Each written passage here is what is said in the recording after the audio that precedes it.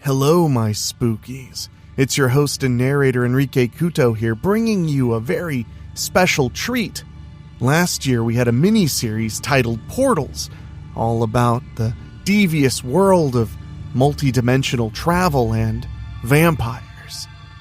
If you missed it last year, you're going to get it all in one audiobook tonight.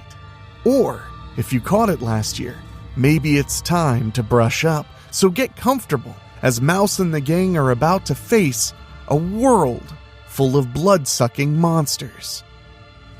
And right now on Weekly Spooky, we have our brand new miniseries Spin the Bottle, airing every Wednesday, so make sure you're subscribed. But now, it's time for the story. Portals, Part 1, by Rob Fields. Prologue, December 22nd, last year. Ariel Mirren unlocked one of the French doors to the 3-story mansion and shoved it open hard. She was heaving, and her eyes were streaming tears. Behind her were some of her immediate circle of friends who had just barely survived their encounter with Queen Arcadia.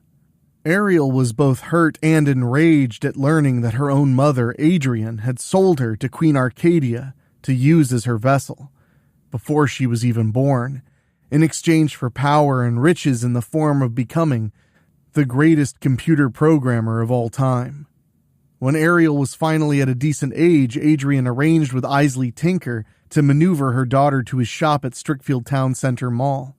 There, Ariel would get to sample a prototype video game console in the form of the Virtua. Playing its single game called Christmas Arcadia, she became entranced by the amazing graphics and Queen Arcadia herself. Ariel would come to be possessed by Queen Arcadia. From there, Arcadia would use Ariel as her vessel to attempt to merge her virtual realm with that of the mortal realm. It was 4 of Ariel's friends who believed in her enough to give her the will to purge Queen Arcadia from her body and defeat her. Prior to this, Queen Arcadia had explained the bargain Adrienne had made with her. Now Ariel was standing in the middle of her family's living room. She was known to utter blood-curdling screams whenever things didn't go her way, but on this night, she screamed for her mother so loudly that the nearby windows cracked in many places. It hadn't taken Adrienne long to emerge and see that her daughter was still alive, and clearly no longer Queen Arcadia's vessel. The look Ariel saw on her mother's face confirmed that Adrienne had never truly cared for her in the slightest. Ariel pointed accusingly at her mother and shouted everything that Queen Arcadia had revealed about the bargain. Ariel's friends watched as she went off on her mother the way no daughter ever did. Even little Madeline Donnerly gulped and felt fortunate that Ariel had only ever said that she hated her whenever she herself had gotten under Ariel's skin. "I hate you!" Ariel finished in one final scream. Adrienne folded her arms in front of her and rolled her eyes in annoyance. "And what exactly do you intend to do about it, you spoiled little brat?" Ariel pointed right at her. "You want me out of your life so badly? Consider it done." Adrienne laughed scornfully. You're going to leave here and never return?" She unfolded her arms. "And where exactly will you go? You're not old enough to get a job anywhere, especially one that would pay you a decent wage. You'll be cut off, so you'll have no money. In fact, I already canceled all your cards." She laughed coldly now. "As of right now, you have absolutely nothing to your name, Ariel Renaissance Mirren." She smirked. "You don't even have a family." Just then, Ariel's father, Battle, walked in and also looked annoyed with Ariel. "I thought you finally got rid of that brat, Adrienne." Ariel's friends gasped at how horrible her parents were being to their own offspring. Then Battle looked at them. "And you bring your welfare recipient friends into our home, Ariel? I agree with your mother. As of now, you have only the clothes on your back." Adrienne chuckled again. "That's right, Ariel. That's all I'm allowing you to have. You will claim absolutely nothing else in this house since you didn't pay for any of it." She pointed at her daughter. "You leave here with what you've got. Nothing." Ariel pointed at her parents. "Oh, you! She bellowed one of her blood-curdling screams before she started grabbing objects and throwing them at her parents. Ariel eventually knocked her father unconscious to finally restrain her as she tackled Adrienne herself and began hitting her. Ariel broke free of them and faced her mother again. "You think you've seen the last of me?" She shook her head quickly and pointed at her. "Don't you dare think for 1 second this is over. You think I haven't learned the Mirren ways? Oh, I've learned them. Believe me, I've learned them. You just wait and see. It won't be now. It won't be tomorrow. It may not even be next month. But you're going to wish you'd never made that bargain with Queen Arcadia." Ariel tightened her fists as she laughed scornfully at her mother. When she stopped, she said, "I'm going to destroy you, everything you have, and this rotten community, Mommy dearest." She chuckled. "In fact, I already know how I'm going to gain my revenge on you, you vampire." And without another word, Ariel turned her back on her parents and walked right back out the front door. Her friends were quick to follow her out. Eventually, nothing would ever be the same in Strickfield again. Present day, perspective, Ariel Mirren. It's almost the end of January now. A lot has happened since I came to live with Madeline Donnerly and her family. For a brief time, Mouse was sharing her room with me. Then I came home from school one day to find her parents had turned an unused room into another bedroom, just for me. To be honest, I never had any problem being in Mouse's room with her. Adrienne Mirren had truly washed her hands of me. In fact, she made it legal herself.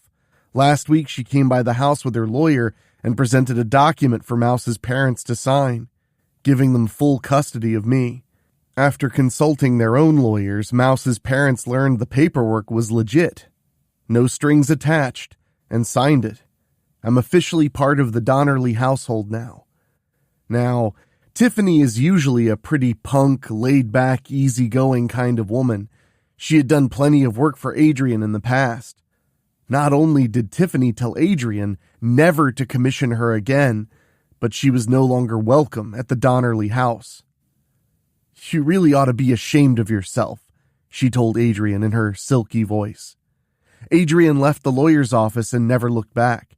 She wouldn't even acknowledge me once. I can't believe Adrienne really just signed me away to Mouse's parents without a second thought. Now I'm under Baxter and Tiffany's guardianship until I turn 18.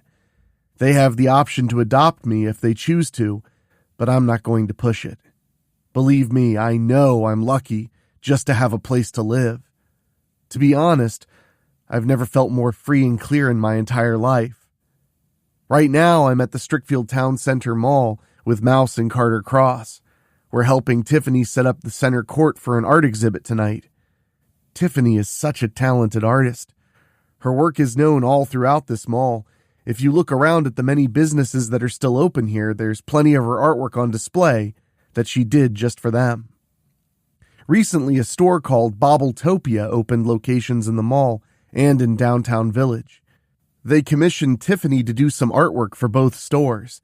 Campbell's Sporting Goods is also using the new logos she designed for the 3 learning institutions here in Strickfield for the official clothing they're selling there. The Strickfield Villagers for the public school, the Strickfield Academy Sacraments, and the Strickfield University Serpents. Now that I think about it, Mouse told me this gallery here is being set up in Tiffany's honor. She also said her mom is being presented with the key to the village by Mayor Patrick Gunter himself. "Perfect, Ariel," Tiffany says after I've finished setting up the last sculpture on a mantle. Then she turns to us. "Yeah, you kids are done." Now that I'm also thinking about it, Carter's right about her looking just like Violet from Friday the 13th Part 5. The resemblance is uncanny. "You sure you didn't forget nothing, Mom?" Mouse asks in her mousy voice. "We unpacked a lot of boxes and stuff, you know." Tiffany walks around and gives everything a once-over. Then she looks at us again. "No, Maddie. I believe we have everything. If you kids want to take off, I'm going to finish up here and go over my presentation for tonight. Besides, the weather feels like summer out there for the end of January. You better go out and enjoy it while you can." "She ain't kidding about that," Carter tells Mouse and me. "Maddie? Aunt Tiffany?" another mousy voice calls out. We all turn to see 3 Strickfield High cheerleaders heading our way. In fact, I know all of them. I easily see Mouse's twin cousin, Aileen, who's wearing a backpack. Even though they're a good 5 years apart, Mouse and Aileen look like honest-to-goodness twin sisters. Same faces, same bodies, same mousy voices, same shoulder length and straight dark hair, and even the same glasses. Every time these 2 mice get together, they always have to hug each other. The other 2 cheerleaders are Bella Tabon, who's Aileen's best friend, and my cousin Felicia. I know Bella lives with Aileen at her house and helps pay the bills. Felicia sold her mansion inside the gated community and went to live out in the peacefulness of a real nice cabin in the countryside. Felicia's also the captain of the cheerleading squad at Strickfield High. We all exchange pleasantries. We thought we were just meeting in chance, but the 6 of us were about to have a life-changing adventure we wouldn't soon forget. Don't go away. Weekly Spooky will be right back.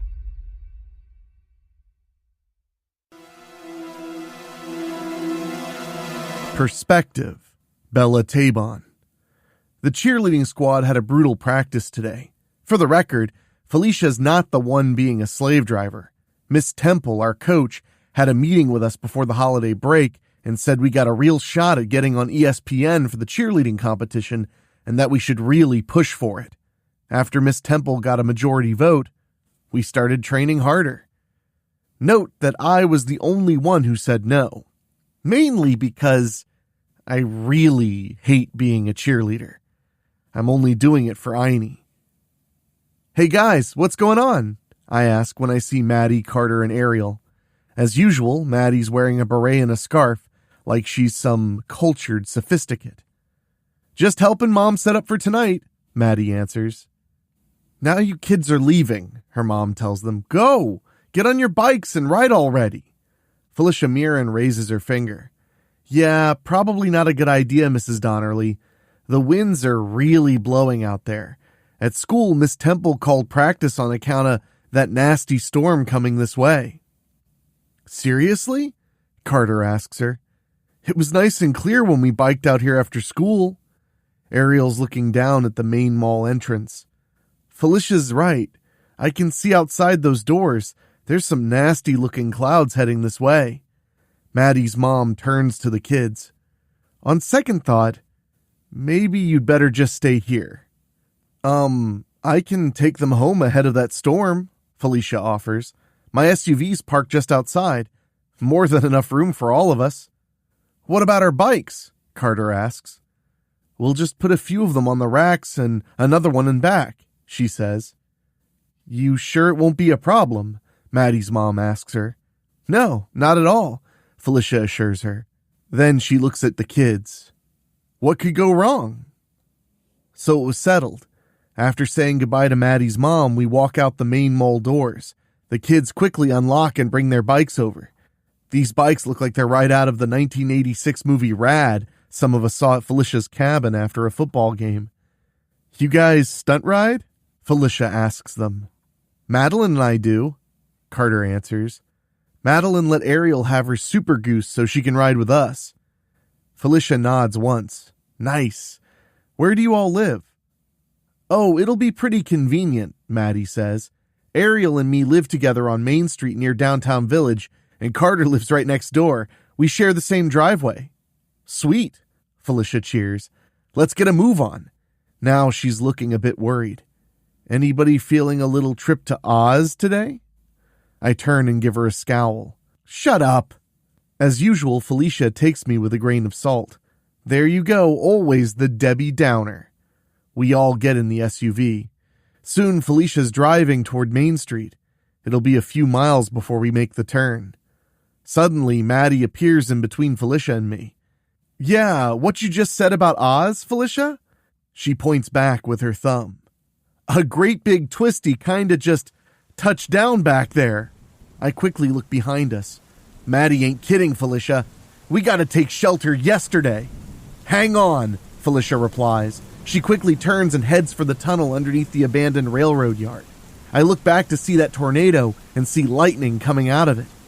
Something ain't right about that.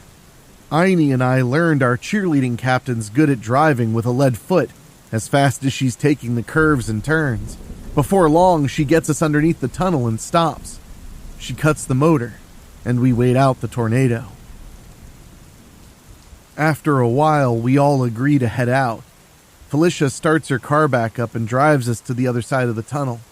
When we come out, it's raining like Niagara Falls and as dark as night. Felicia's got to go full speed on the windshield wipers.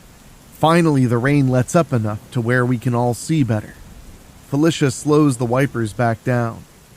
It's right over here, Carter calls up to Felicia. On your right, the brick house. Felicia pulls in the driveway the kids' houses share. We get out and quickly help them with their bikes. Suddenly, Felicia's looking up with wide eyes. You people seeing this? The twin Donnerleys are looking too. I turn with everybody else to see a whole group of people heading right for us. No, scratch that. Try a mob. Run, Aini yells. As soon as we turn and flee, these people are all over the SUV. Felicia shrieks when they just tear her car apart until they all but destroy it. I know I'm definitely ready for a fight. Now those people look right at us and hiss. Their red eyes are all glowing now. Vampires! Ariel yells. We are so dead!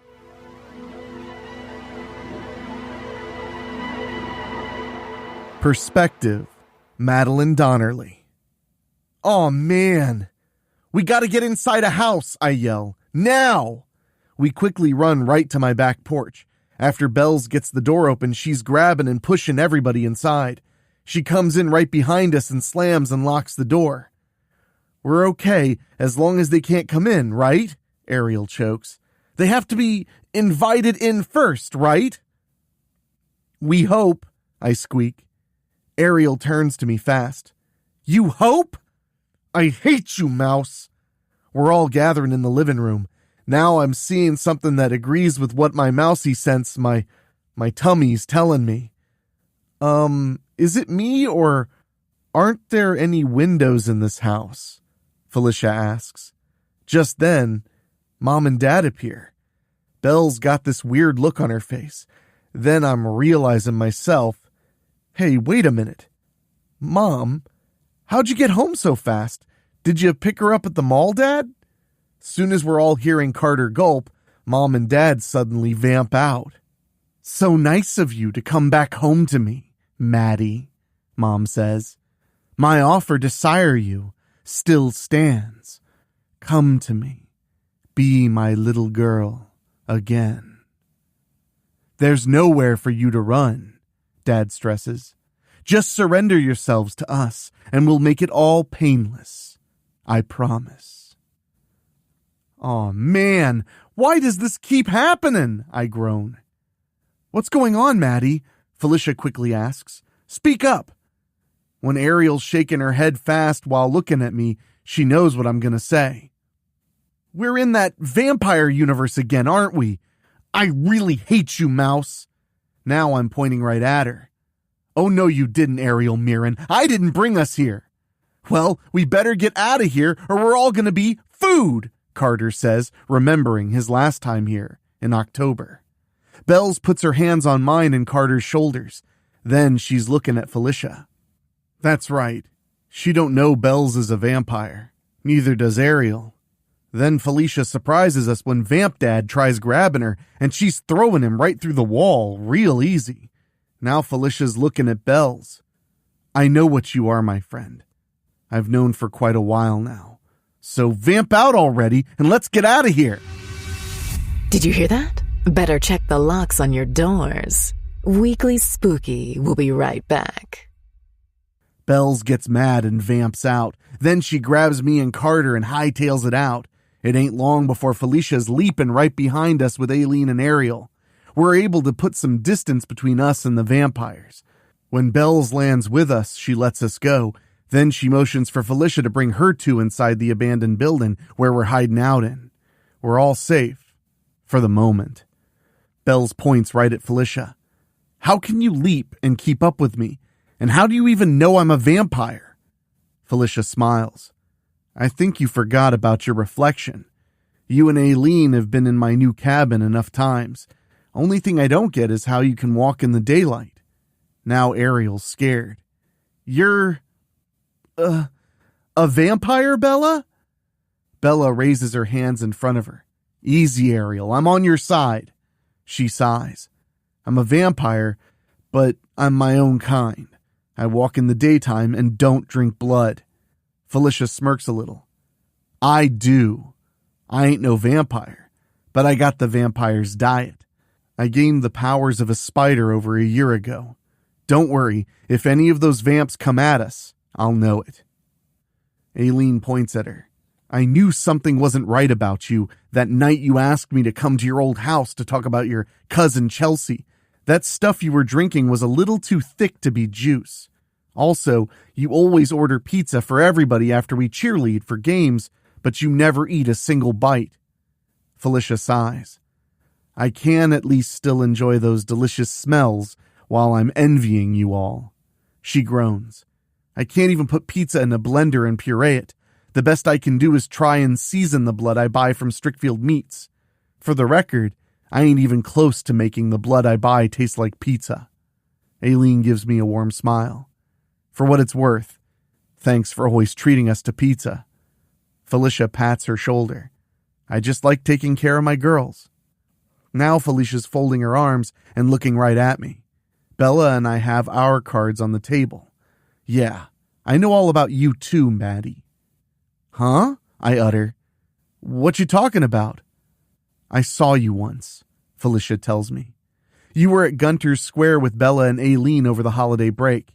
Before New Year's, I think.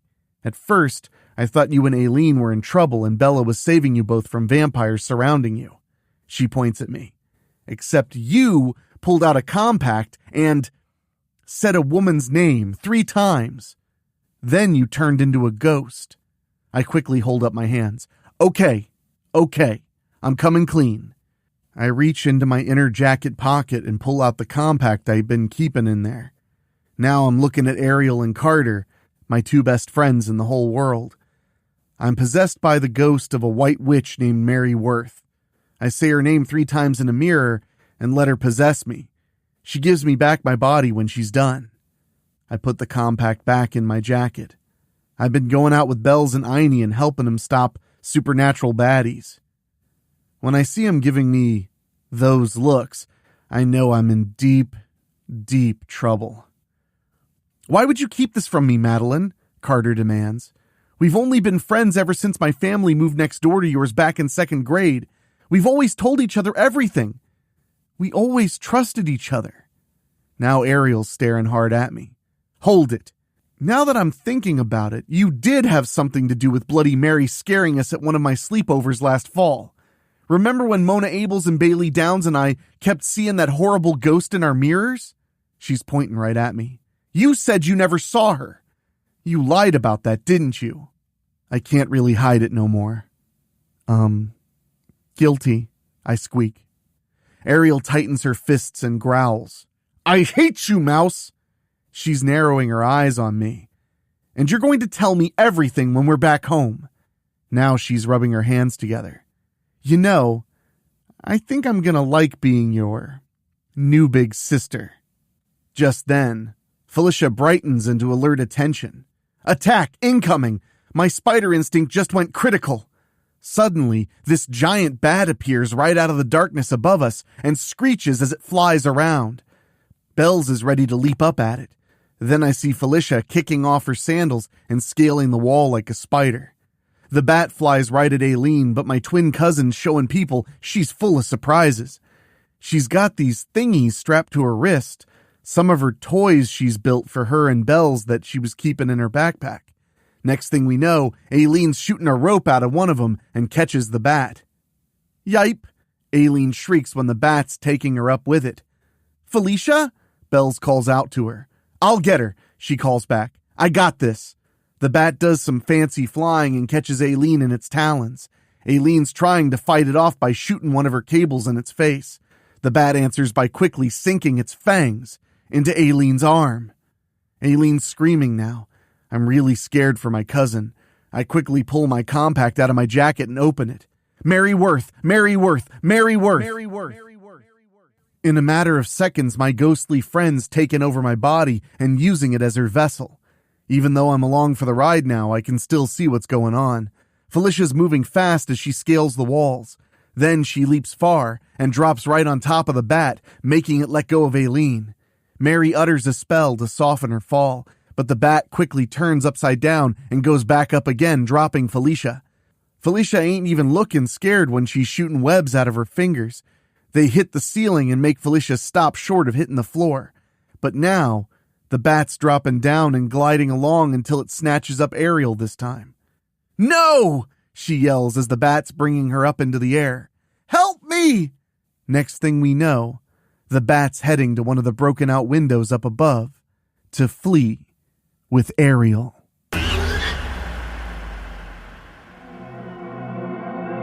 Perspective, Felicia Mirren. That bat escapes right through one of the upper windows with cousin Ariel. I quickly spring up and start scaling the walls. Soon as I'm at the broken out window, I'm ready to head out.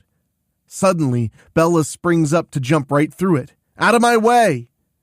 I come out through the window myself and start leaping from building to building. I've never been this fast at doing this kind of thing. I'm trying to keep up with Bella and get close enough to that bat to where I can web it. Okay, comic book nerds. When you first saw me last fall, that was both my premiere and my origin issue. I could call this my second issue, but I'm not exactly alone here. Also, I'm not the primary character. You know what? Let's call this issue a superhero team-up. Oh, and you horror buffs are going to get your money's worth out of this story, too. And maybe even all you science fiction people to boot. Bella and I are trying to keep up with that bat, but it's putting distance between us more and more. "I hate not being able to fly," Bella yells. "You can't change into a bat?" I yell back.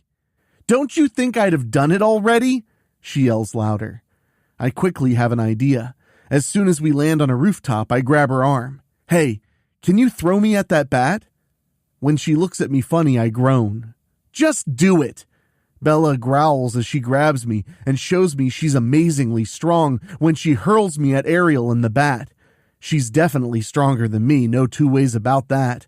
Soon I'm starting to lose momentum. If I'm gonna save Ariel, it's gotta be now.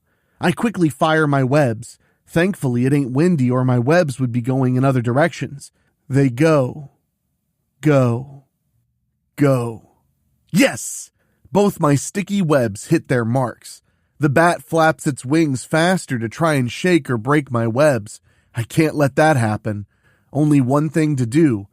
I concentrate and soon feel my body changing from a human female who can do spider things into a more powerful, giant mutant spider creature.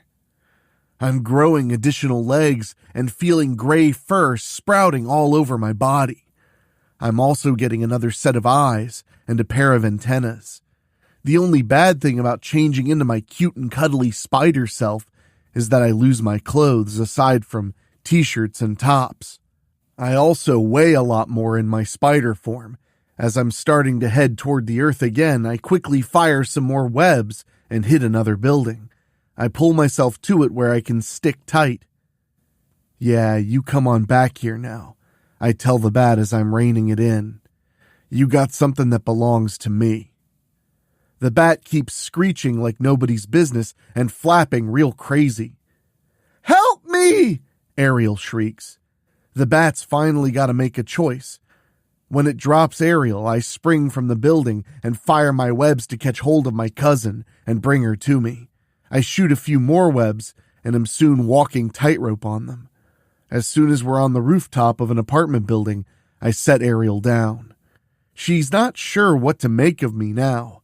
I raise my claw-like hands in front of me. "It's okay, cousin, it's me, Felicia. Then Bella's suddenly right there. You really weren't kidding about the whole being a spider thing, Felicia. She looks at Ariel. You okay? Ariel puts her hands to the sides of her head. What is going on here? Cousin Felicia's a giant spider. You're a vampire. Mouse is a ghost. Aileen's a monster hunter. We're in another universe, apparently? She lowers her arms. We're in serious trouble here, aren't we? We're still alive, I remind her. Then look at Bella. Except maybe you, right? Bella glares at me. I'm alive. She sighs. Okay, maybe quasi-undead. I don't breathe, sweat, or have to use toilets. She sighs again. Ariel, none of us are going to hurt you. Now, what say we get back to the others so they know you're okay? Ariel nods. I'd like that. Bella looks my way. You gonna stay like that? I smirk. Until I can get some pants or shorts. Bella gets it now. Oh. You're not safe yet. Weekly Spooky will be right back.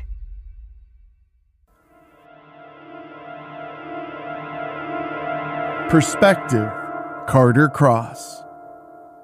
I'm always feeling butterflies whenever I see Ariel Mirren. You'd think it'd be nice and calm. When I see Bella and a giant spider, probably Felicia, coming in with her, the butterflies are going off in my stomach again. Ariel gets off Felicia's back and is on the floor now. You okay, Ariel? Aileen asks. A little scared, she admits. At least I'm alive. She turns to the giant spider. Thanks to my cousin here. Now I'm seeing the ghost of Mary Worth. She seems to be looking over Aileen. You do not appear to show any signs of infection, the ghost tells her. Bella's right there now. Do you feel any different, Aini?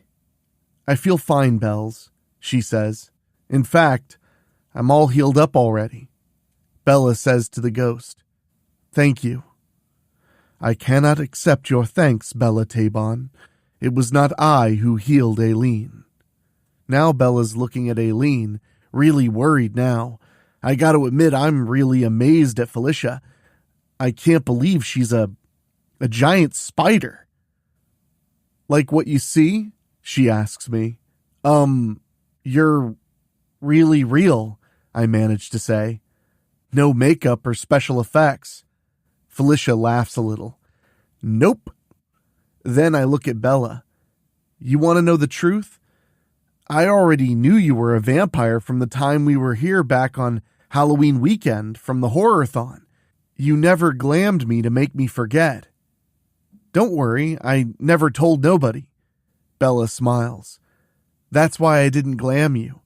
And thanks for keeping my secret. Then Mary Worth raises Madeline's compact and returns into the mirror. Madeline's back with us again. Okay, what do we do now? Madeline asks. We can't stay in here all night. Scratch that. It's always night here. Maddie's right, Aileen agrees. We need to come up with a plan. I think I have a bit of an idea. We've all been here at least once, aside from Felicia. Why don't we recap everything and see if we can generate some ideas? Bella turns to Felicia. You're about to get brought up to speed on this alternate vampire universe, new girl. We've all been here before, at least once. Ariel turns to Madeline. What does this make for you now, Mouse? 3 times? Madeline groans. Aw, man. Way to rub it in, Ariel. The 5 of us who've been to this vampire universe before talk about what we've done and how we got back home again each time. Then Ariel throws something out there. You know, it seems like every time we've managed to go home, something keeps happening to bring us back here. She looks around at everybody. I know I'd rather not ever have to come back here again, assuming we make it home again. Maybe what we should do is find where these doorways to our universe are being made and put a stop to them once and for all, because you know those vampires are just going to keep opening up portals. The rest of us quickly agree. Good thinking, princess, I say. Now she smacks my arm. I got exiled from my kingdom, and you're still calling me princess? I raise my hands in front of me. Okay, sorry. Ariel calms down. Oh, I guess it's okay, Carter. Now we just need a plan. And I'm thinking I got one, Madeline pipes up. Ariel, remember when it was us girls at Strickfield Town Center Mall last time? Remember how Vampire Mayor Gunter said he made it all happen? I'm thinking a few of us can go to his office and do some snooping. Based on where we are, Maddie, we can't just walk there, Aileen tells her. We can try and double back to our houses and see if we still got our mongooses, I say. Or I can hotwire a car and take us to the mayor's office, Bella says. Problem is, as soon as those vampires see a car going, they're going to be chasing us down. And between you and me, Bella, we can't fight that many off, Felicia says. Oh, I got an idea for that too, Madeline pipes up. We get 2 cars going. One's the decoy. While the vamps follow that one, the other car can head to the mayor's office. How do we know the vamps won't just chase both cars? Aileen asks. Madeline shrugs. We don't. But we gotta do something, right? Yeah, Maddie's right, Bella agrees. Okay, that means I gotta hotwire 2 cars. Perspective, Madeline Donnerly. Cousin Aileen's climbing in this beat-up station wagon Belle's got started. Now she's given me this pouty look. I know you're a gamer, Maddie, but I doubt even you can drive a real car. I'm studying the controls and know what I gotta do. Obviously, you ain't never seen me drive. Ariel approaches the car. She's right, Aileen. Carter and I have been there. Mouse drives very well. My friend Bailey was telling me back in December about going to the orphanage in Pendleton. Mouse drove everybody there and back like she had a license. Aileen's upset and points at her. Stop calling Maddie Mouse. I glance over at Aileen. It's okay, I don't mind, really. She's still mad. No, it's not, Maddie. Don't you understand people are making fun of you? They called me Mouse for years, knowing how much I hated it. I shrug. Again, Aileen, it's okay. Nothing can hurt you if you use it as a strength. I know I'm little, and I squeak when I'm talking. It ain't keeping me from doing what I like, Ariel tells Aileen. She has a sign on her bedroom door that says, Welcome to the Mouse Hole. I nod quickly. Yeah, now I'm going to go play mouse again when I drive to Mayor Gunter's office and go sneaking around. Aileen points at me. Not without me, you're not. I'm coming with you too, Mouse, Ariel says. Just then, Bells comes to the car. Again, you sure you can drive, Maddie? I mean, don't you want either me or Felicia with you? I pat my jacket. I got my compact if I need Mary Worth. Trust me, Bells. I got this. Now Bells is folding her arms in front of her. Yeah? Show me. I start the car. Aileen's sitting next to me. Ariel's getting in back. Then I shift and drive around the inside of the building for a little bit. Soon I'm stopping right in front of Bells, who's given us this weird look. You twins are both gonna drive me crazy, she sighs. Okay, Maddie, you're it then.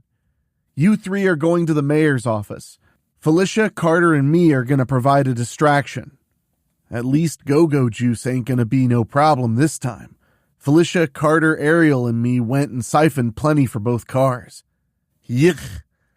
Why can't Go-Go Juice taste like cheese or coffee? Felicia quickly appears. She's human again. Guess she found sweatpants when she was out. Okay, we're ready at our end when you are.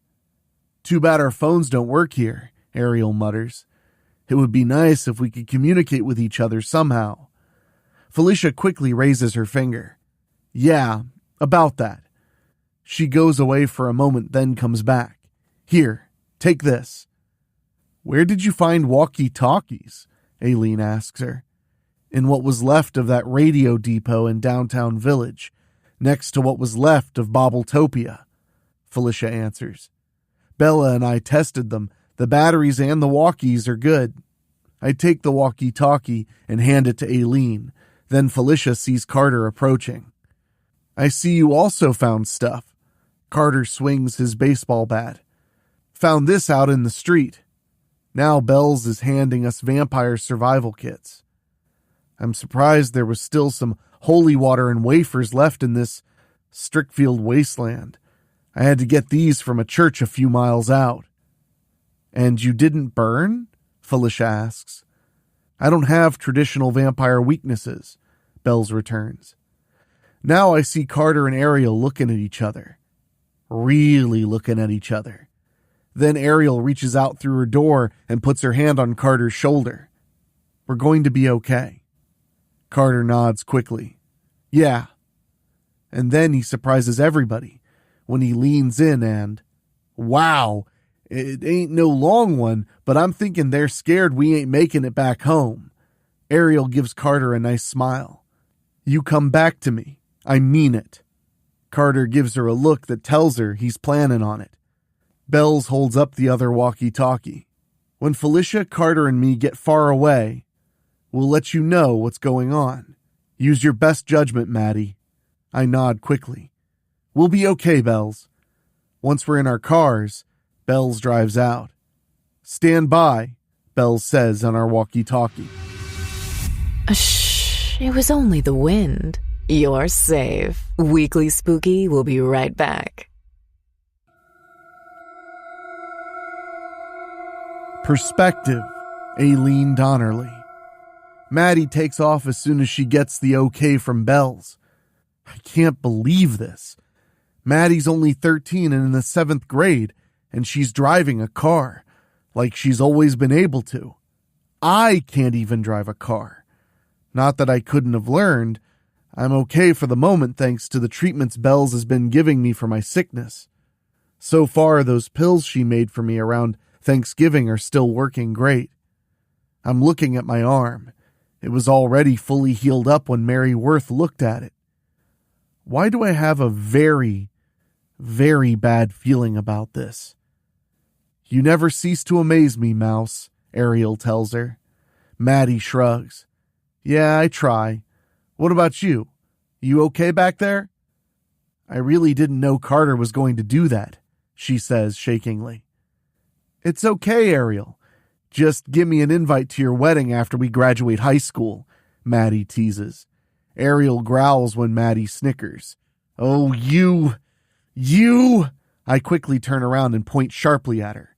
Don't you dare scream, Ariel. Any nearby vamps will hear you and come our way. Ariel nods quickly. Sorry. Then she mutters, I hate you, Mouse.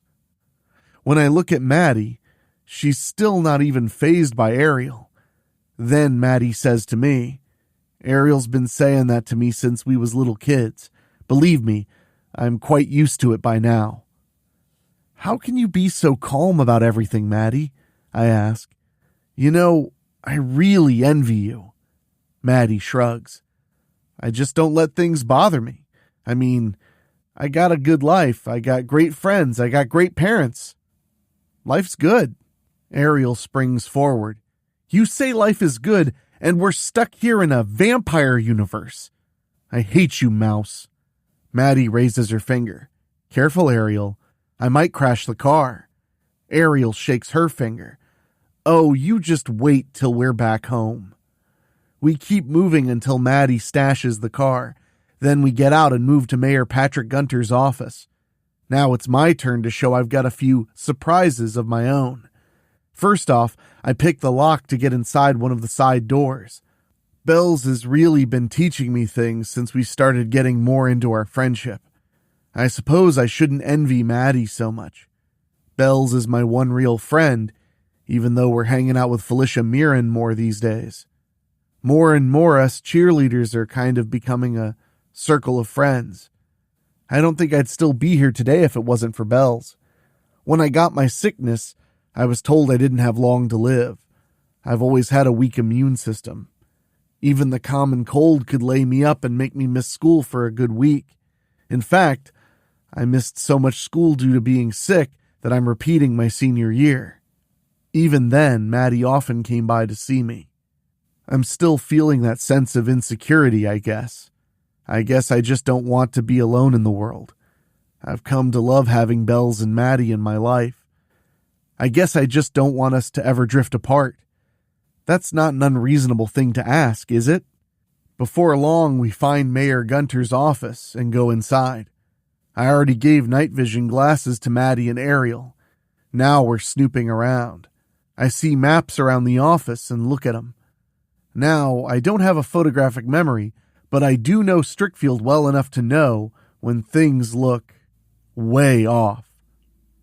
You find something, Aileen? Ariel asks.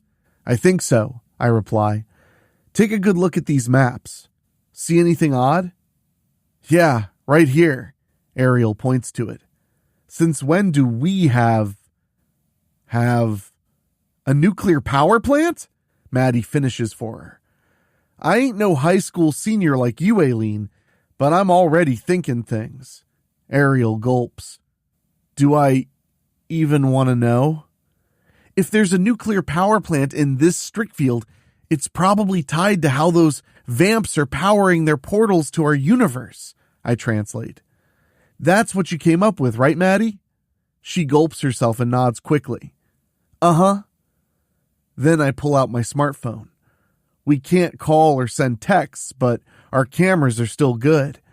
Maddie's got our walkie-talkie and lets the other group know what's going on.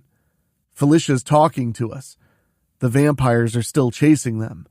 Then we hear Bells say they're going to make themselves scarce and then make their way over to us. After I finish taking pics, we look around Mayor Gunter's office some more, but we don't really find anything worth holding on to. Suddenly, the lights come on.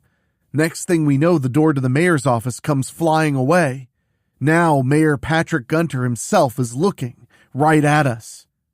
Did you really think I wouldn't know if someone was breaking into my office? He growls. The three of us hold up our crucifixes and drive him back with our faith in them. It's not long before he glares at them and causes them to burst into flames. We quickly drop our crosses and get out of the office. We're quick to find out Mayor Gunter's not alone. He's got lots of vampires under his command. The three of us are running for all we're worth. We know we can't run long, especially not when vampires can warp. We quickly manage to get back outside. That's when we see the other car coming. Help's arrived, and just in time. Perspective, Bella Tabon. As soon as I brake to a stop, Aini, Maddie, and Ariel are running to our car. Vamps jump out through the broken out windows and land on us. It don't take them long to start ripping the car apart. The same as what happened to Felicia's SUV. Felicia and I get out and start beating those vamps back. I can't believe how well the cheerleading captain herself is holding her own. Then Aini joins in the fight and is using these new toys she's whipped up. She's got sun lamps attached to her wrists and is using them to drive the vamps back. I can't stand Aini's older brother Martin, but I do agree with him when he calls her Einstein on account of her gifted intelligence. That's how I came to call her Aini for short. She gives it back to me by calling me Bells. Since I really like her cousin Maddie, I let her get away with calling me Bells too. Maddie reaches us and pulls out her compact. Yeah, I'd say it's time for Mary Worth to lend a hand. But suddenly Aini's toys overload and stop working. Maddie's compact also catches fire. Then we see Mayor Gunter did all this with his cheap parlor tricks. Now he orders the other vampires to take us. This scene is really not looking all that good for the six of us. As a master vampire, I have tremendous power. I can hold off a bunch of these regular vamps all by myself. But there are just so many of them. Even if Felicia were to morph back into her spider form, they'd still overpower all of us. And they do. We're eventually taken down and loaded into an armored car. and taken away. I'm surprised they didn't just kill all of us. It ain't long before we're inside some strange place. I mean, I know I've never seen it before, even back home. We're all placed into these cages. As soon as we're locked up, these energies appear around our cells. I wouldn't touch the bars if I were you, Mayor Gunter warns us. There's enough of this special voltage to overwhelm even you, I'm sure. Yeah, he directed that last part at me. Now Mayor Gunter points to Ariel and Maddie. I'm sure you two are wondering what became of Harmony Mirren. I haven't forgotten how she helped you to escape me the last time we encountered you. He chuckles coldly. I'm not sorry to say, she didn't survive. More scares to come. Weekly Spooky will be right back. My legions overwhelmed her the same as they did you. The only difference is that I wanted all of you alive. Harmony Mirren is quite departed from this world and will never trouble us again. Why are we so important to you? Felicia demands. Why not just kill us too? In good time, my dear, Mayor Gunter chuckles. But now, I believe that a little story time is in order. I'm sure all of you would love to have some answers, such as how our world came to be the way it is, and why we're having to explore other universes for food. Well, I'm going to tell you. But I should warn you right now, it is not a pleasant story.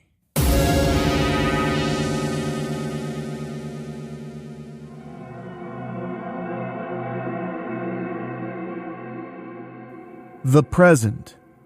Mayor Patrick Gunter regarded his prisoners as the energies of the cells kept them in a weakened state.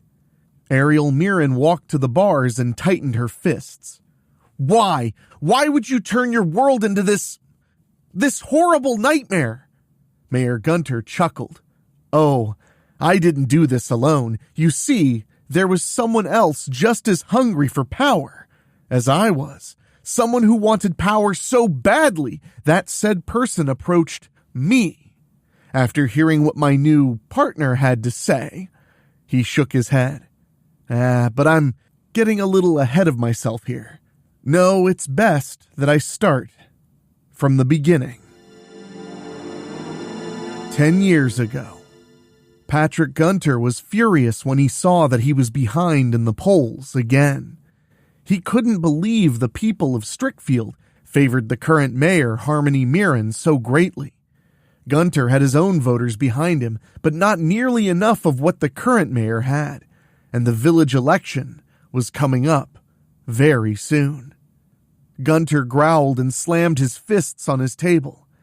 He knew he would never be able to sway enough voters in his direction. It was bad enough that there were so many Mirrens in both houses of Congress. There was even talk about a few of the Mirrens possibly making bids for the White House. There were also 3 Mirrens on the Supreme Court. He knew many of those Mirrens serving at the federal level were dirty. Not Harmony Mirren. This Mirren not only became the youngest mayor in Strickfield at the tender age of 21, she had also kept her campaign promises of not raising taxes and putting current tax monies toward programs that would benefit the people greatly. Harmony Mirren was truly a good mayor to her village. Gunter had tried many things to turn people against her. When it seemed he had found dirt on her and brought it to light in their debates, Harmony was easily able to explain his accusations. In effect, Gunter really had nothing concrete against Harmony. Now it was looking as though Harmony would win a second term by a landslide. How do I beat you, little girl? Gunter hissed. How? Perhaps I can help, someone called out. He quickly turned around and couldn't believe his eyes. What are you doing here? He demanded. And how are you able to get by my men? The person chuckled. Believe me, I have my ways of doing things. I assure you, it's just the two of us in here. Now, I believe you said you'd like to win the election and become the new mayor of Strickfield. The person chuckled again. You're so petty. Why settle for just Strickfield? What if I could give you this whole world? Gunter couldn't believe what he was hearing. Why should I believe someone like you? The person sighed. Very well. I'll give you a demonstration of the kind of power I'm willing to share with you. What if I could give you the election and the mayor's house? What if you won by a landslide? I could make that happen for you, Mr. Gunter. He became very angry now. I don't have time for your games. Don't you understand? I'm way behind in the polls. I'll never beat Harmony Mirren in this election next week. The person smiled. Then I'll have to give you something right now. What shall I give you to prove the kind of power that I have? Think about it very carefully. Gunter decided to call the person's bluff. Okay, if you can get me the election over Harmony Mirren and by a landslide, then I'll listen to anything you have to say. He shook his head quickly. Personally, I just don't see someone like you making that happen. The person laughed with amusement. Next Tuesday is the election. If that's the proof you want of the power I have, then be ready to move into the mayor's office in January, Mr. Gunter. Gunter laughed scornfully. There was no way this person was going to be able to get him the election and the mayorship of Strickfield. Harmony Mirren had way too much popularity and would win with the vast majority of votes. When Gunter again went to look at the person who had appeared before him and wasted his time, he gasped upon seeing he was all alone once more. He looked around to see if he could find the person, but there were no traces. He sighed and knew he would just have to wait and see. Patrick Gunter still couldn't believe his eyes when he saw the front page of the Strickfield Source. He hadn't even bothered to stay up and see the results of the village election, knowing full well that he would lose. But he hadn't. The front page of the morning paper had, in huge bold letters, Gunter wins. When he looked at his answering machine, there was only one message. Harmony Mirren had called to concede and congratulate him on winning the election. Then she demanded to know how he had done it, saying that there was no way in the world that he could have won. He didn't have the popularity or the potential votes. Every day since then, the mayor-elect had waited to see if that mysterious person would appear before him again. It was only when the December of the following year came and Mayor Gunter was entering his office that he finally saw his mysterious friend again, who was now sitting behind his desk. Mayor Gunter pointed at the mysterious person. How did you make my winning the election happen? The person chuckled. Didn't I tell you that you would win? And now you are the mayor of Strickfield. The person smirked. Also, didn't I ask you, why settle for just Strickfield? Mayor Gunter raised his hands in front of him. Yeah, I remember. You said you could give me this entire planet. He looked skeptical again. How will you go about doing that? Do you have any idea how big this world is? I don't think there's any election you could rig up that can make me dictator of the whole world. The figure raised a finger. That would remain to be seen, but that's not what I was thinking as far as how you would have this world. Mayor Gunter raised an eyebrow. I'd like to sit in my chair if you don't mind. The figure looked serious now. Actually, I do mind, Mr. Gunter. You and I need to come to an arrangement regarding our partnership. You want ultimate power, I want ultimate power. This world is ours for the taking. I can lead you to that very power. I can give you everything you want and never knew you wanted. All you have to do is agree to be my partner." The figure held out a hand for Mayor Gunter to shake. Upon shaking the figure's hand to seal the deal, the figure smirked. "Now, you and I are truly partners, Mayor Gunter. In case you're thinking of trying to double-cross me in any way, all I have to do is just snap my fingers, and all will be as it was. In other words, you'll be right back to the day I found you. You'll easily lose the mayoral election to Harmony Mirren, and our deal will be all for naught." Mayor Gunter groaned. "You've thought of everything, haven't you?" "I wouldn't be worthy of my family's name if I didn't. Now would I?" The figure replied.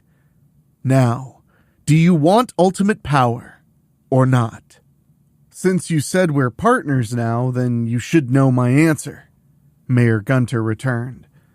The figure smiled, a sinister smile. "I knew you'd see things my way." Suddenly, the figure revealed a large tome and dropped it right on the desk. Mayor Gunter couldn't believe it. "Behold, Mr. Mayor. Within these pages are powerful spells that can allow you to have your heart's desire to go along with your mayorship," the figure said. "But there's one page within this ancient book that will grant us, this entire world. The real question is, are you willing to take those next steps with me in order for us to claim that power? We have only to take a little walk to a specific house here in Strickfield. Unless, of course, you're afraid of ghosts and haunted houses." If you're not afraid, then you're already dead. Weekly Spooky will be right back.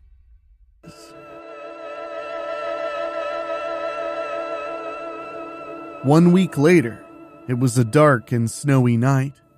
Mayor Gunter and his partner walked down a few desolate streets. Only a select few houses in this vicinity had any Christmas decorations up or lit. Before long, they were turning down Pleasant Valley Road. Soon, Mayor Gunter stopped, dead in his tracks. "You really aren't thinking of us going into that house, are you?" he demanded. "Oh, that's exactly what I'm thinking, Mr. Mayor," his partner said. "The ultimate power we are to obtain is in that very house.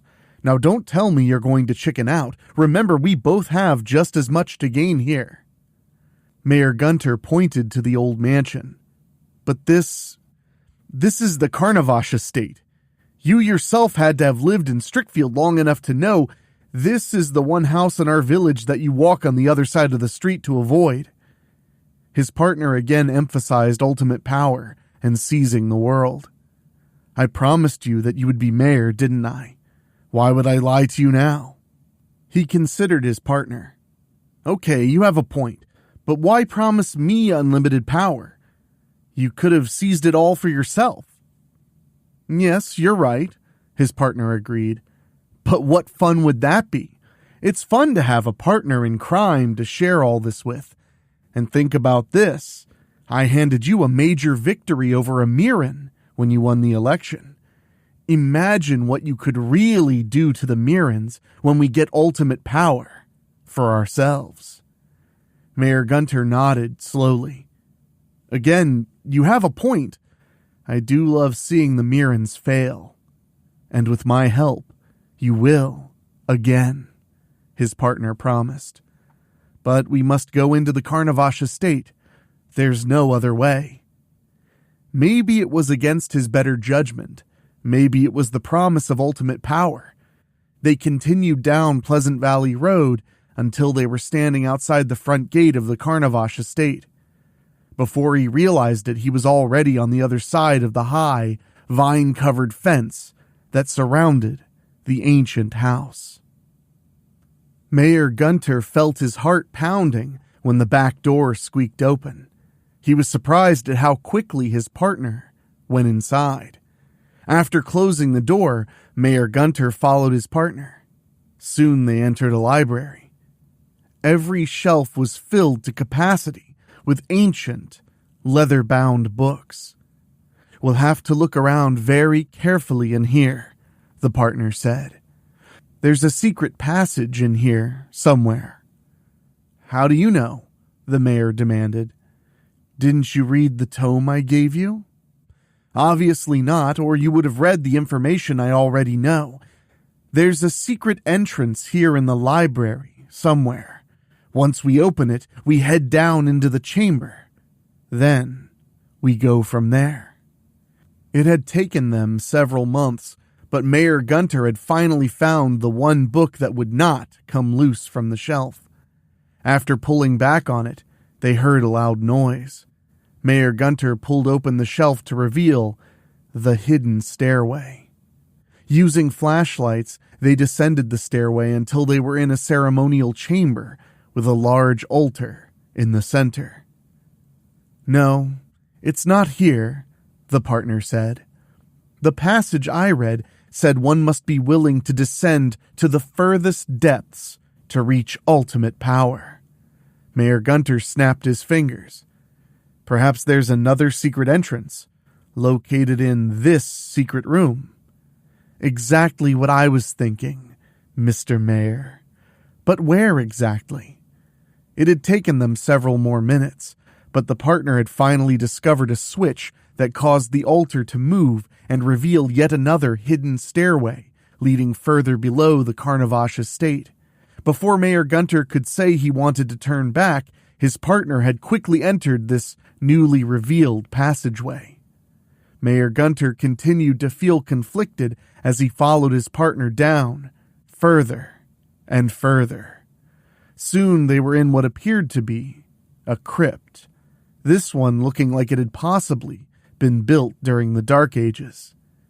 "It's here!" his partner exclaimed, pointing at a chest that had several chains binding it and a bright blue energy field surrounding it. She turned off her flashlight.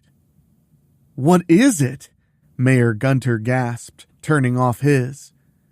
"The ultimate power," his partner gasped equally. "All we have to do is open it, and this whole world belongs to us." "How will we get through that field?" Then Gunter remembered. "No! I remember the words!" He glanced at his partner. "For your information, I did read the book, from cover to cover, several times. I just wasn't sure this was real." "You know the Mirren magics work," the partner said. "Why wouldn't they work now? All we have to do is recite the counterspell to remove the barrier and unshackle the locks. From there is absolutely nothing to keep us from opening the chest and seizing the ultimate power for ourselves." Mayor Gunter decided to voice his concerns. "The passages said that the very essence of Dracula himself is within that chest. It was written that he existed for thousands of years, which is how and why he became the oldest and most powerful master vampire ever known. He was finally brought down by a few select ancient Mirrens who had turned aside from evil and perfected powerful white magics to finally stop Dracula and free the world from his terrible power. His essence has been contained inside this chest all this time." He took a deep breath. "You have heard the story of Pandora's box, haven't you? If not, I'll gladly inform you." "I've read Greek mythology," his partner snapped. "I know the story of Pandora's box, but this box will give us ultimate power. Once we free Dracula's essence, this world will be ours." "What makes you so sure Dracula won't just turn on us?" Gunter inquired.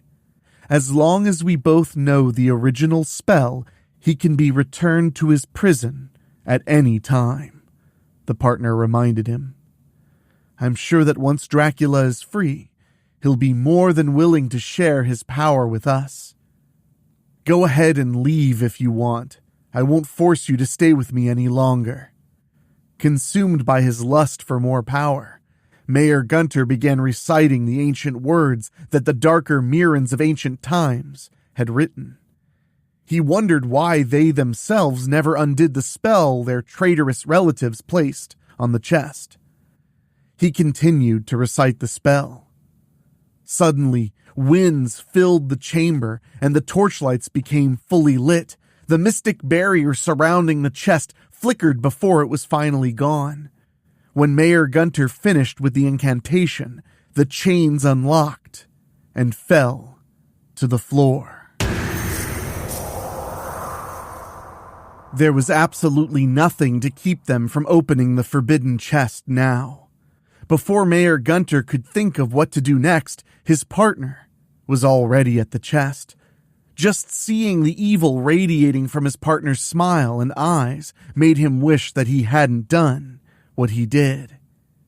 However, it was much too late to undo anything. If you thought that was scary, just you wait. Weekly Spooky will be right back. Now, my revenge against the Mirrens is complete, the partner yelled in accomplishment. As soon as the chest was opened just the slightest, a neon purple light erupted from it. The partner opened the chest all the way and laughed as the light filled the entire chamber.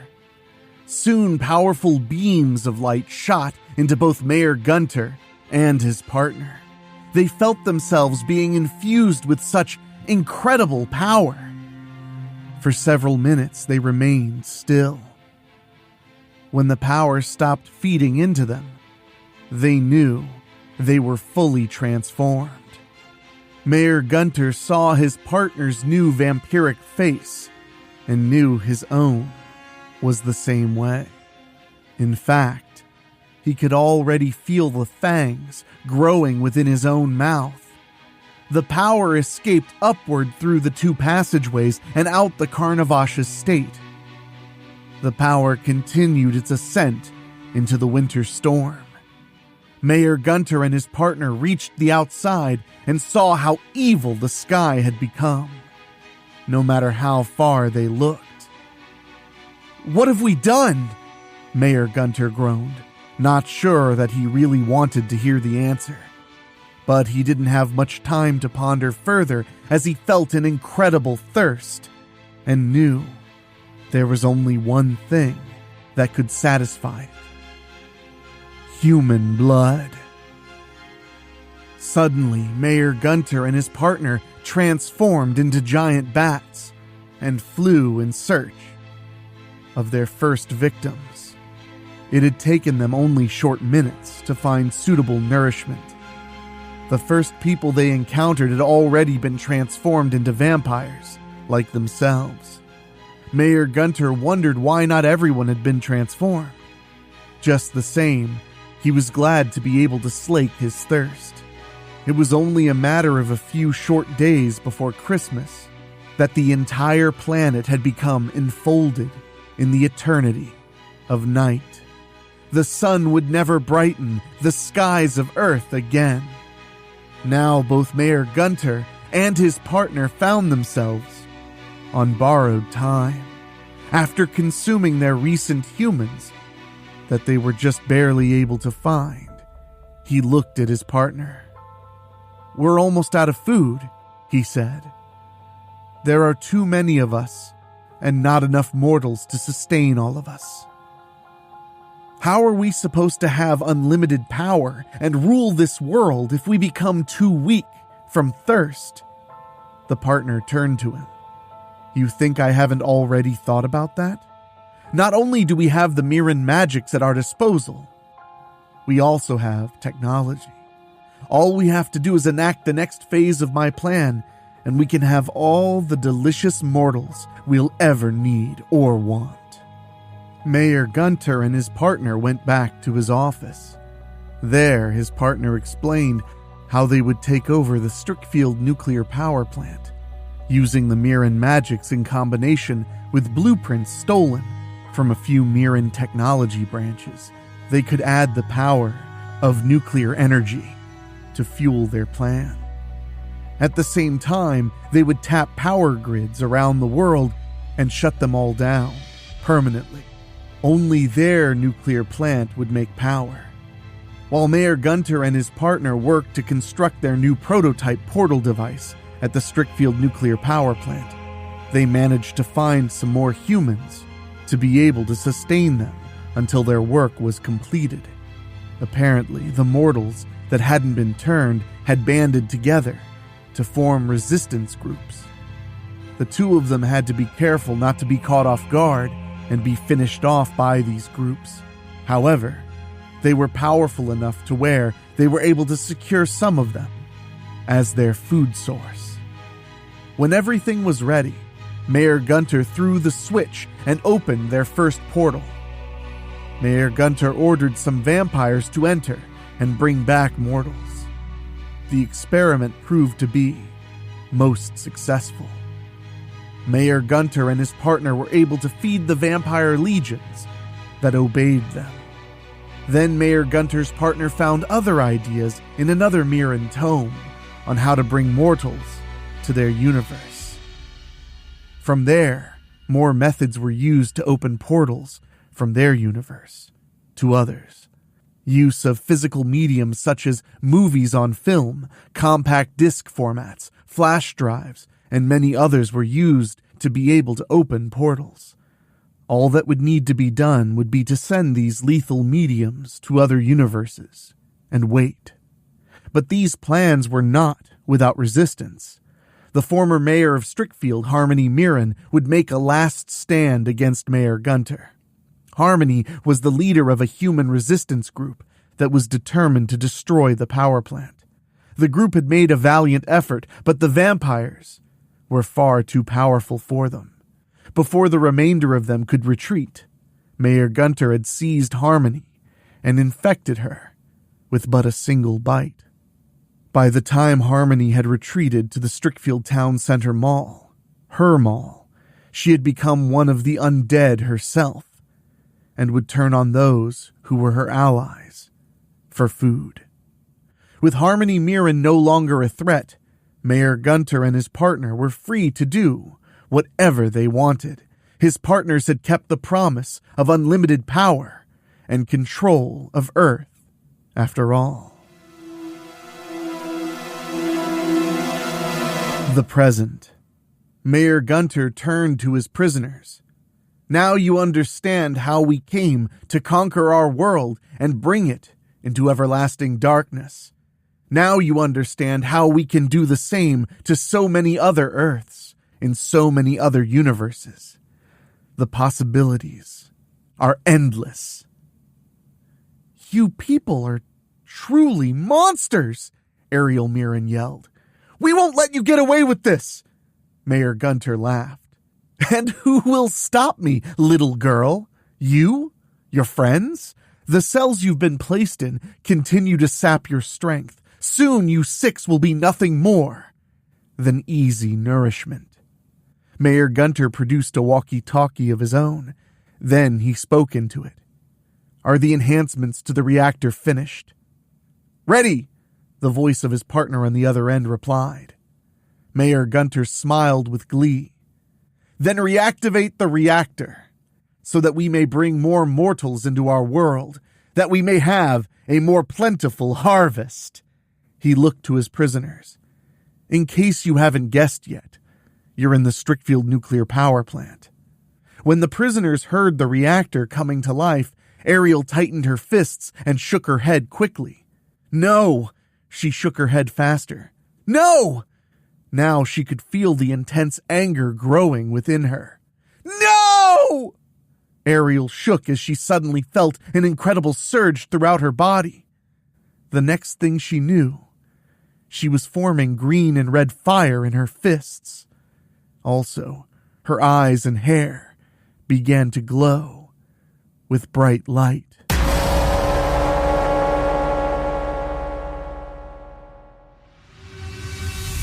I like it spooky. Weekly Spooky will be right back.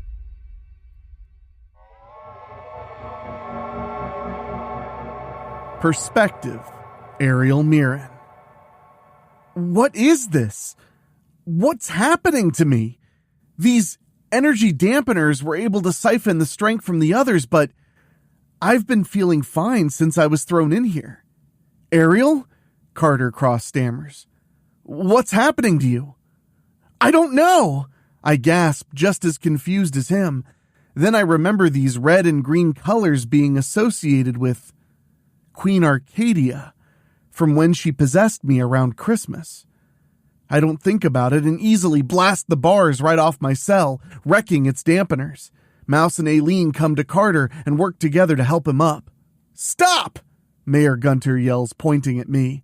I run out of my cell and use my new powers to free Bella Tabon and cousin Felicia. Even though Bella's still weakened from the dampening field, she springs out of her cell and floors Mayor Gunter with a tremendous punch. Felicia also springs out of the cell. Come on, we gotta stop that reactor.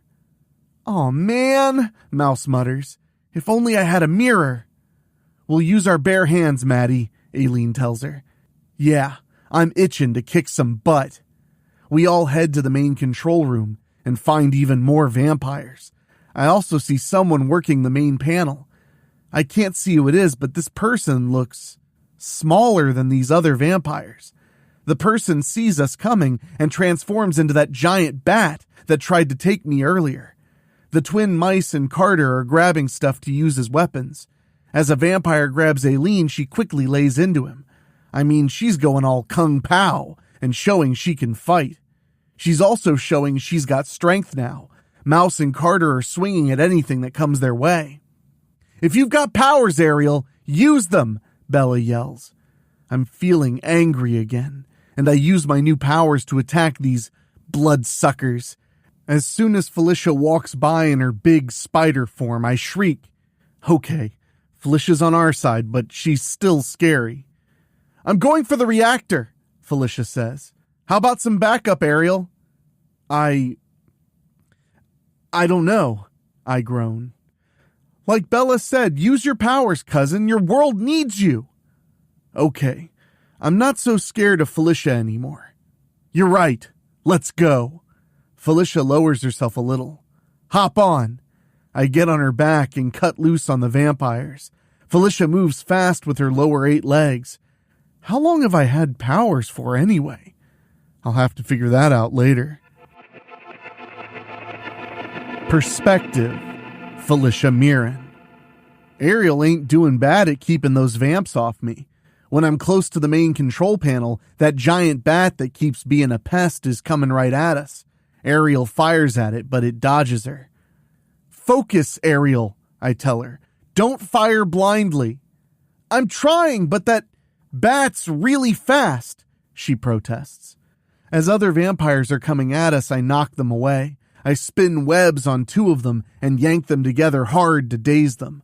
I spring forward and make it to the main control panel. Then I hear that bat screeching and turn to face it. I'll blast that panel, Ariel says. No, I quickly tell her. That might cause a meltdown. Ariel gulps. Well, I never thought about that. Try and find an off switch or something, I say. Do something that won't get us killed and that can close these portals that are opening up. Ariel gets off me and sees all the flashing buttons and dials. Yeah, this'll be about as easy as beating Mouse in a video game, she mutters. Using my 4 eyes, I see Maddie and Carter each have clubs and are keeping vampires at bay. Aileen continues showing she can fight. How did she get so strong? Then I remember she was bitten by a vampire here. If I got to take an educated guess on where Aileen learned her moves, Bella must have taught her. Speaking of Bella, she's still fighting Mayor Gunter. As that giant bat's about to attack me with its claws, Ariel finally zaps it. I snare it and slam it to the floor. Next, I grab its talons and pinch them with my fingernail spikes. Soon, the bat starts slowing down, showing my venom works on these things. Suddenly, the bat shrieks and lunges drowsily to escape. I pull it back with my web, making it drop on the reactor controls and fall to the floor. Some buttons were pressed, but the portals are still open. Of course, it ain't the reactor making the portals, just powering the machine that does. And then I locate it. Ariel, hit that machine, I tell her, pointing right at it. Ariel zaps it and overloads it. Now, the portals are suddenly gone. Unfortunately, we ain't gonna win this fight either. More and more vamps keep coming. Bella flings Mayor Gunter away from her and yells, "We gotta get out of here!" "You heard Bella, Ariel," I say. "We stay here, we'll be overwhelmed again. Hop on!" When Ariel's on my back again, I leap away from the main panel. Bella grabs Maddie and Carter. I let Aileen get on my back also. I carry her and Ariel easily as we make our escape. There ain't gonna be too many of those vampires coming after us. They got more important things to worry about, like fixing that machine. We won this battle, but we're far from winning the war. Hang in there, comic book nerds and horror fanatics. We're gonna win the day yet. Perspective, Bella Tabon. We lose those other vamps by ducking out of sight. Good thing they're the run-of-the-mill kind. If they were like me, we'd be in big trouble. At least we can recoup and talk things out. "Okay, we damaged that machine," Carter Cross says. "You just know they're already working on it. Who knows how long it'll be before they get it up and running again." "Yeah, Carter's right," Maddie agrees. "We gotta figure out a plan. We gotta keep the vamps from getting that machine working again." I put my hand on Maddie's shoulder. "You got your heart in the right place, but it's just the 6 of us against Gunter and his army. Whatever we come up with, we gotta make it count." "Face it, this is suicide," Aini mutters. "We're looking at the real possibility of never going back home again this time. Even if we do succeed in wrecking Gunter's machine for good." Ariel points to me. "You guys saw how Bella was knocking Gunter on his butt." I look right at her now. "Don't overestimate me, okay? Yes, I'm a powerful master vampire, but even I can't take on Gunter and all his armies. At least, not for the long haul." Then Carter looks at Ariel. "Since when did you get powers, princess? How long have you known?" Ariel looks at Carter like he just cut her. "What are you saying, huh? You saying I'm keeping secrets too? For your information, I just discovered my powers." "Those are Queen Arcadia's powers," Maddie says. "I ain't forgot what she did back in December." Ariel turns to Maddie. "I'm not Queen Arcadia. I'm me, mouse." She holds out her little fingers. Maddie hugs her own little finger with Ariel's. Then Ariel says, "Pinky promise." "Okay, Ariel. You ain't Queen Arcadia, but you do got her powers." Maddie stresses. Carter groans. "Am I the only one who feels useless around here? All you guys got powers. I ain't got nothing." "You got spirit and guts, kid," Felicia tells him. "Don't forget, you're still alive." "But how much longer will we be alive, Felicia?" Aini yells. "You see how many of those blood-sucking freaks we have to deal with out there?" Felicia folds her human arms in front of her. "And what about you? You got bitten by a vampire here. You seem to be showing some new powers yourself." I move up next to Aini. "Leave her alone, Felicia." But Aini doesn't back down. "No. You got something to say, Felicia? Huh? You saying I'm one of those vampires now?" Felicia doesn't back down either and squints all 4 of her eyes. "What if you are?" Then Maddie touches across to Aini. "Nope. She ain't burning, Arachne." Felicia gives Maddie a weird look. "Arachne? That's Greek mythology." "Yuppers," Maddie agrees. Aini gives her cousin a mean look, but that's it. "Had to be sure," Maddie says. Felicia speaks up.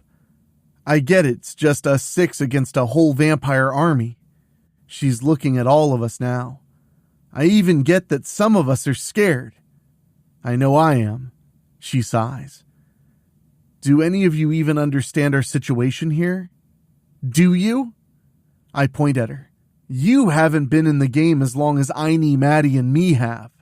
Felicia comes to me. Maybe I have and maybe I haven't, Bella, but I don't have my spider powers to look pretty. I'm really trying to make a difference here. She points in the direction of the nuclear power plant. When that machine's back up and running again, those vampires are gonna be harvesting food again, and they ain't gonna care from where. We can't fail. She tightens her fists.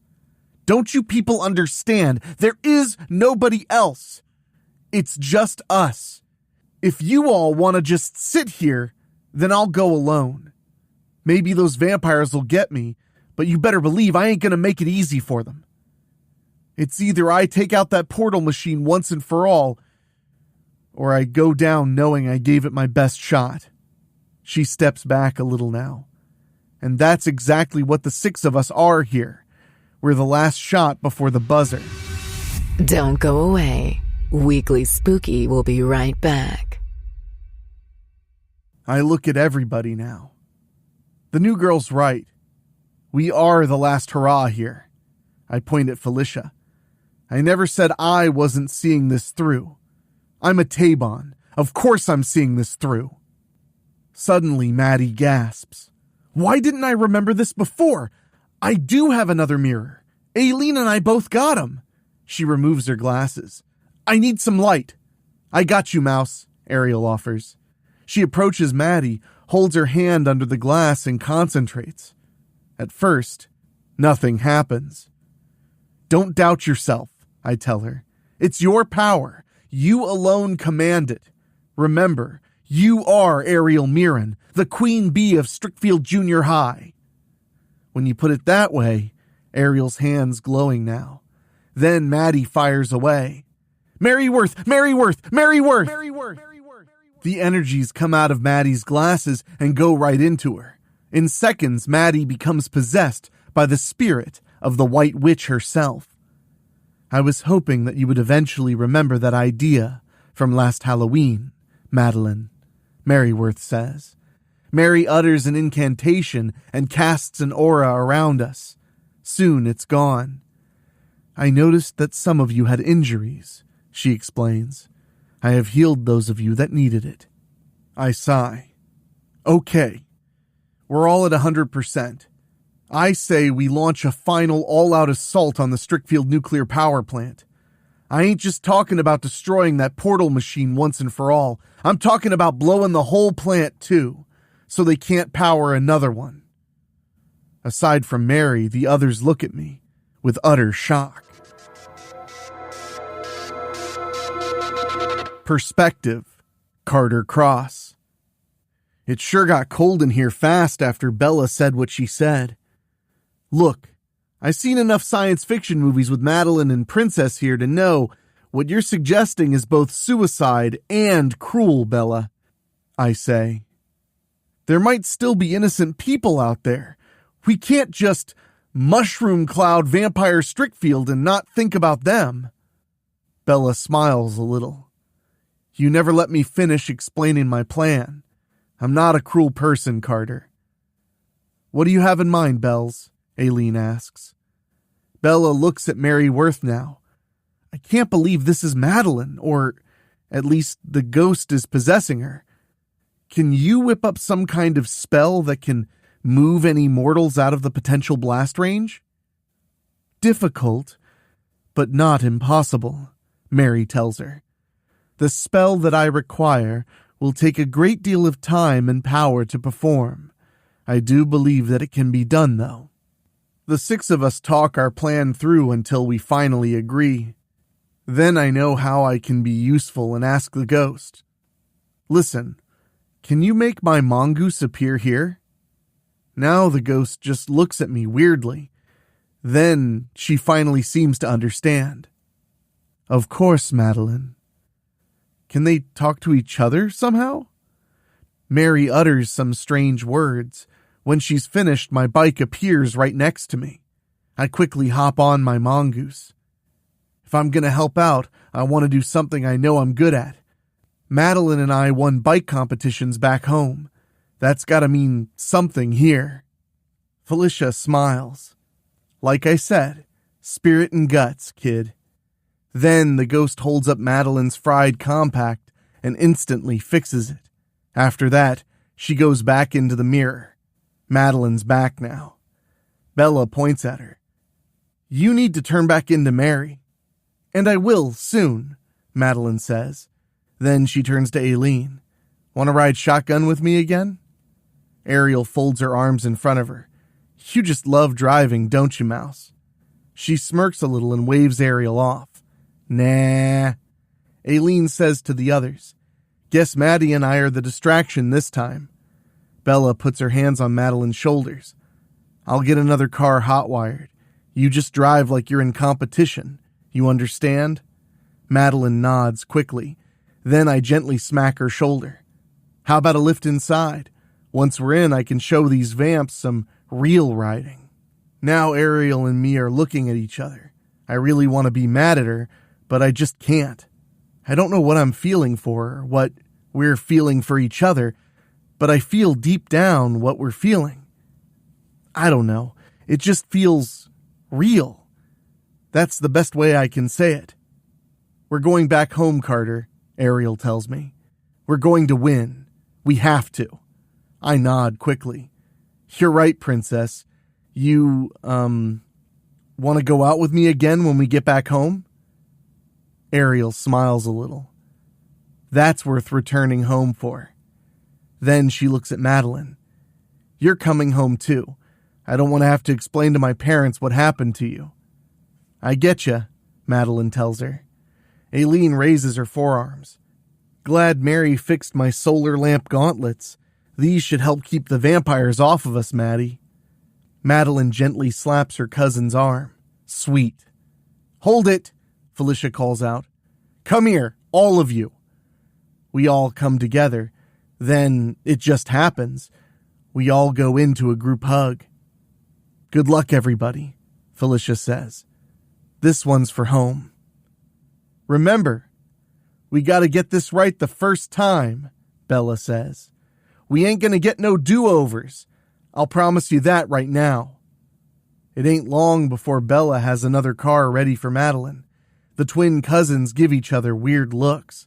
Bella gives them one of her own. Look, this Volkswagen Bug was all that was available. Take it or leave it. Maddie looks at the decal. Not a Volkswagen Beetle. It's really called a Bug. Interesting changes in these parallel universes. Then she looks at Bella. I guess we're taking it. Aileen quickly mounts my bike on the back of the car. Ariel and me getting back. Madeline hops in the driver's seat. Aileen rides shotgun. Hang on, Madeline squeaks. As soon as Bella opens the garage door, Madeline's squealing and peeling before we sputter right out and on to the street. Perspective, Madeline Donnerly. Who'd have thought I'd be driving cars at just 13 years old? Too bad I ain't allowed to get my license yet. At least I ain't gotta have one to drive in this vampire world. I still can't believe you can really drive, Maddie, Aileen says. Yeah, well, I can't believe you can fight and make all them cool toys, I tell her. We're almost to the nuclear power plant, Aileen's warning us. Don't you dare crash this little car, Mouse, Ariel says. I ain't crashed one yet, I say. There's plenty of go-go juice in here, too. I'm driving right up the hill and right to the main doors. I floor the gas and plow right through 'em. You just know that's gotta be an attention getter. Soon as them vamps are coming at the car, Aileen's turning on her sun lamps. Them vamps are howling and keeping away from the car when they get flashed. Remember, you're playing a video game, Madeline, Carter says. Yeah, it's called Twin Mousies and a Bug versus the Vampires, right? I crack. I hate you, Mouse, Ariel groans. I can't believe how calm you are through all this. I just can't believe how you never get scared. Well, I sure ain't telling Ariel this little mousie is big time scared. I'm getting ready to stop shortly, Carter, I tell him. I'm ready, he says. When I stop the car, Carter quickly gets out and grabs his mongoose off of the back. He jumps on it and starts riding. I'll cover you, Carter, Ariel says, getting out of the car too. Get moving, mice! Aileen growls and looks ready to get out of the car. What are you doing? I ask her. I'm sick of Ariel and her mouse references, she yells. I quickly hit the gas as she's opening the door. We ain't got no time for that, Aileen. She growls and tightens her fists and looks at me now. I can't believe you're so comfortable with people calling you mouse. And don't even get me started about what Ariel said about that sign on your bedroom door. Really, Maddie? Welcome to the mouse hole? I shrug. It just don't bother me. I know I'm a thin, little, squeaky geek. I can't do nothing about that, right? So I make do with what I got. Like driving cars. I hit the brakes and take the car into a screeching turn. Then I floor the gas again. I smirk and glance at Aileen. Case in point. Come on, cousin. You're doing all right, too. Aileen scowls at me for a little bit. Then she finally softens up. Just don't wreck the car, Maddie. Nah, I reply. Better be using them sun lamps on your wrists. Aileen shrieks and starts shining them at vampires coming at us. I don't know about Aileen, but this little mousie's having way too much fun. I love being a geek, and I definitely can't wait till I can get my own mouse-mobile someday. Did you hear that? Better check the locks on your doors. Weekly Spooky will be right back. Perspective, Ariel Mirren. Carter's keeping the vampires off him with his fancy bike riding. I'd be lying if I said I wasn't jealous of him and Mouse. It makes me think of when I was chasing them on a moped back in early December. They had their mongooses and they still managed to use their fancy stunt riding to lose me. I give them both an awful lot of credit for being able to do that. At the same time, I can feel Carter's jealous of me because of my new powers. I can't believe I really have Queen Arcadia's abilities. I thought when I broke her will and her hold over me and got her out of my body that was it. I was supposed to be just plain Ariel Mirren again. Queen Arcadia herself is no longer a part of me, but she sure left me some things to remember her by. I'm getting the hang of these powers.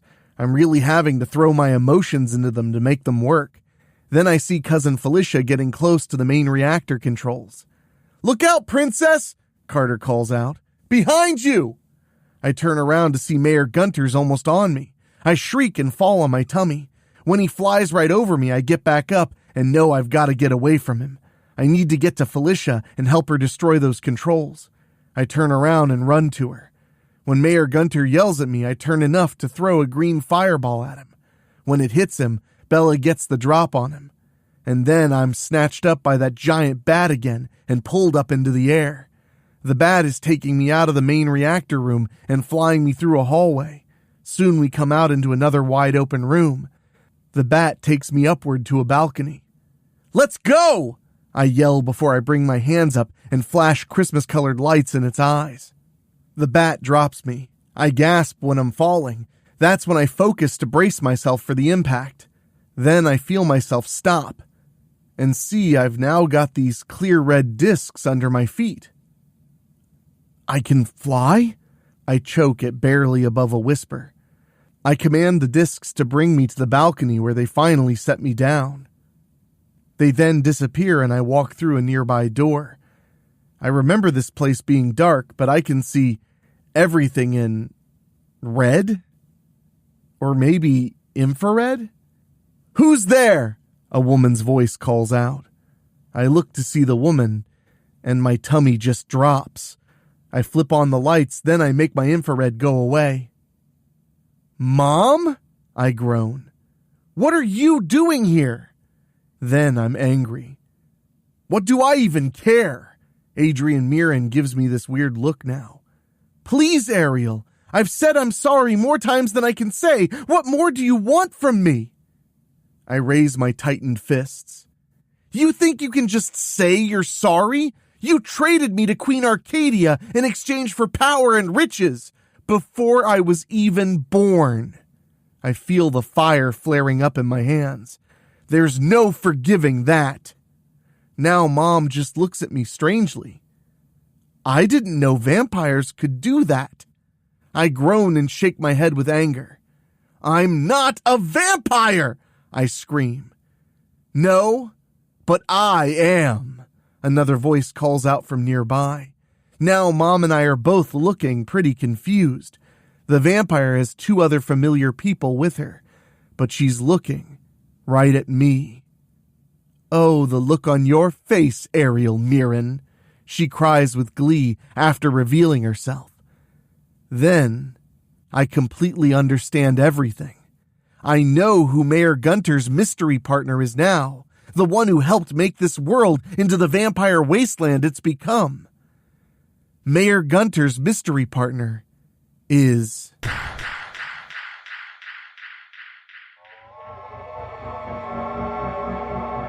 Perspective, Ariel Mirren. I'm looking at Adrienne Mirren, my mom. Okay, I know she's not my real mom now because of the vampire I'm standing face to face with. I understand everything. The mystery partner who worked with Mayor Gunter to make this vampire Earth happen is... Come on, you had to know there was another you here, Ariel Mirren. My vampire double says. She has vampire doubles of my friends, Mona Abels and Bailey Downs, with her. I point to Vampire Ariel and shake my head slowly.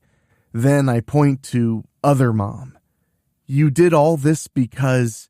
Vampire Ariel points at me. Don't you dare say you weren't angry and hurt when you learned your own mother betrayed you. She looks uncertain now. She did betray you, right? I nod. Yeah, but it wasn't worth all this. Vampire Ariel laughs and looks at Other Mom. You always told me to be an alpha. You always said to use the Mirren ways to my advantage. You said I needed to be ruthless. Well, how's this for ruthless? Not only did I conquer Earth, I even conquered the Mirrens. You included. Adrienne looks at her.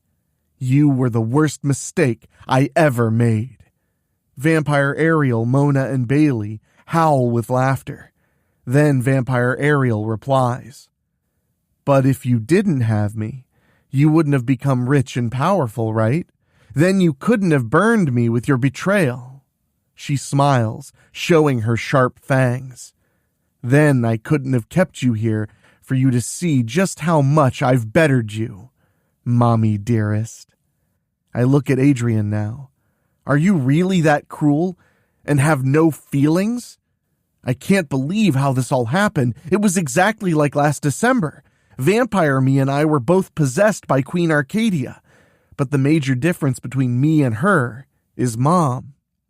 My own mom never really made time for me, which was why she never cared about my having sleepovers every Friday night with my girls. I address Adrienne again. You rode your daughter constantly. You abused her emotionally. Nothing she ever did was good enough for you, was it? Your daughter probably tried and tried to please you. She just wanted you to love her and be her mom. Then she learned of your betrayal and knew you never loved her, making her snap and driving her to create this horror. She found Mayor Gunter and partnered with him. End result? Everything that's happened here. How am I doing, Vampire Me? She smiles. You're good, Other Me. She chuckles. Except you're not like me. You're not a vampire. But I can change that. One bite is all it takes. You can rule here with me. I shake my head. Mom's betrayal still hurts, but I'm not going to... This! Vampire Me sighs. That's just too bad. You will be one of us, one way or another. Girls, time for me to be the alpha. Weren't you paying attention, Vampire Me? I changed too. Before Vampire Mona and Bailey can grab me, I knock them down with Christmas-colored fireballs. Before Vampire Me can attack, I fire my eye-beams and strike her down. Then I turn my eye-beams over to Adrienne and free her. I know I'm not your daughter, I tell her, but I won't go back home knowing I left you here to die. Now get out of here! I give Adrienne cover while she runs out. I don't know how far she'll get, but at least I'll sleep good when I get back home. I'm still not used to calling Mouse's house home yet. Suddenly, those girls turn into giant bats and come flying at me. I turn and run back outside. I don't know which way to run. Then I remember I can fly and leap off the railing. Those red discs appear under my feet again. It's not hard getting the hang of them, kind of like rollerblades. I just hope I can stay ahead of those bats. Don't go away. Weekly Spooky will be right back.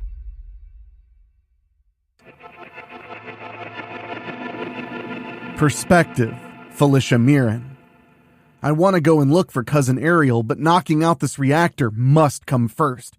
These vampires must never open any more portals to other universes. Mayor Gunter's got lots and lots of vampires at his disposal. I keep fighting them back as hard as I can. It's bad, comic book nerds. It seems like I knock a few vampires away, and then my spider instincts tell me there are more coming. Everybody else is managing to keep the majority of the other vampires away. I can't believe Aileen's younger cousin keeps driving that little sputtering car around like it's her favorite toy. As long as those twins can stay ahead of the game, I can make for the reactor. Most importantly, Bella's keeping Mayor Gunter busy with her. Bella keeps knocking him down, but he keeps getting right back up again. I've got to reach that reactor and knock it out. I've only been a spider girl for over a year, but I've been trying to be a good Mirren. I've been trying to make a difference. I know I've got to keep making a difference.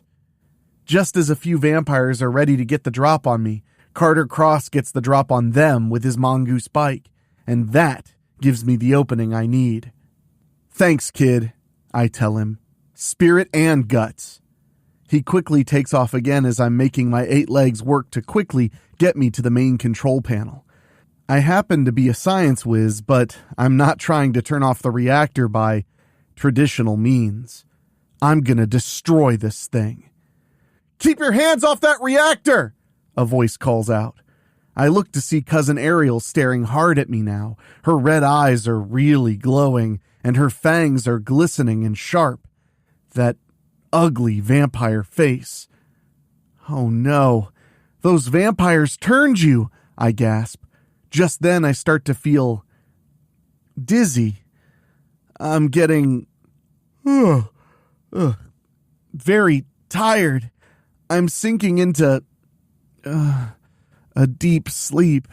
I feel so weak. I can't stand feeling I suddenly cry out when I hear how loud my spider instinct is.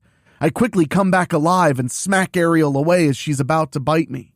I rise up on my 8 legs again.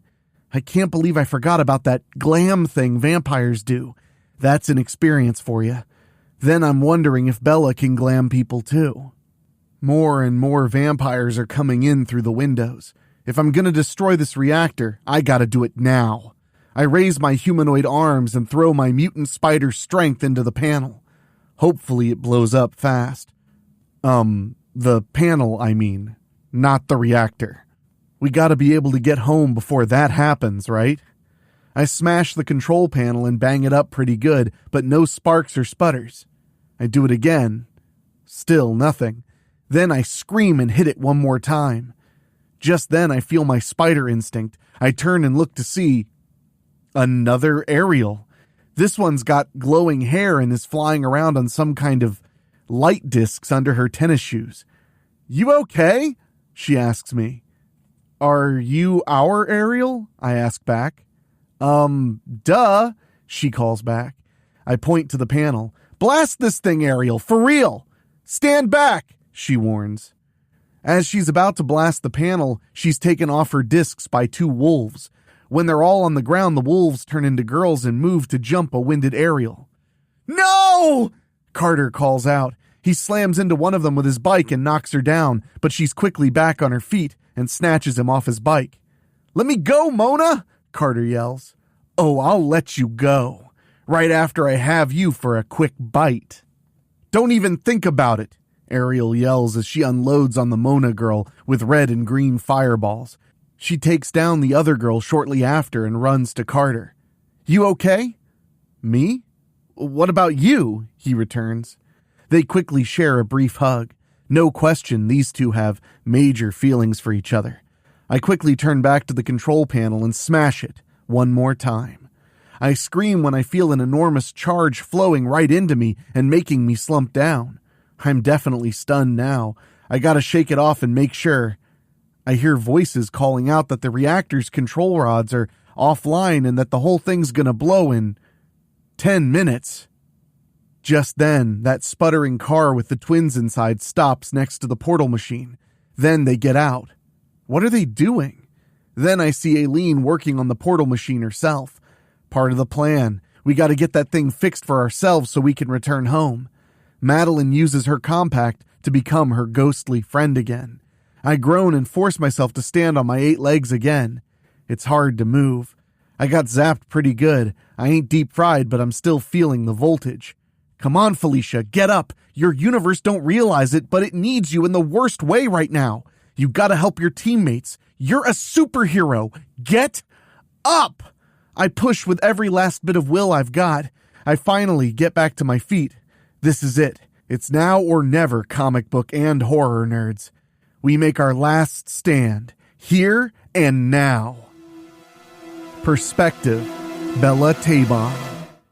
Mayor Gunter keeps calling me a child and telling me I need to stop fighting him so he can fix the reactor. I laugh inside at knowing I'm much older than him. I definitely saw Aini trying to fix the portal machine. It looks like Mary Worth has cast some kind of spell that's making the vampires go blind. When the spell affects Mayor Gunter, I grab him and hurl him at a nearby wall. He crashes right through it and is outside. Then I can see the rest of the vampires are turning tail and running. Yeah, they know the reactor's gonna go boom very shortly. I quickly warp over to Aini. You okay? I ask her. Just need a little more time, Bells, she tells me quickly. Then I notice Mary's gone. Yeah, she went to make sure no innocent people are around when the reactor goes off. I'm sure she'll be back shortly.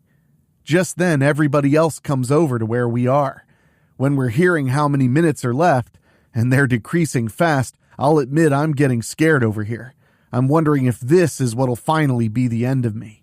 Or will Thornton Gillian again have the last laugh? Nah, I can't think about myself like that, not right now. Aini's working her soldering gun and fusing circuits together. It amazes me what this little mouse can do with electronics. I mean, she's made so many wonderful toys for us to fight other supernatural bad guys with, including those sunlight gauntlets. She's a real tinker. Back up, everybody, I say. Don't crowd her, let her work. I can see how scared Aini is. I don't think she's ever had to work under pressure like this before. At one point, she groans and backs away. I can't do it, she squeaks. Yes, you can, Aileen, Felicia says softly.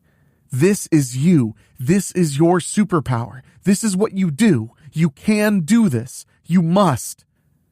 Aini nods, takes a deep breath, and goes back to work. So many complex circuits here, she mutters. The rest of us keep an eye out for possible vampire attackers. None of them come back in, though. Okay, I spoke too soon. That other Ariel Mirren appears with her versions of Mona Abels and Bailey Downs. I point right at them.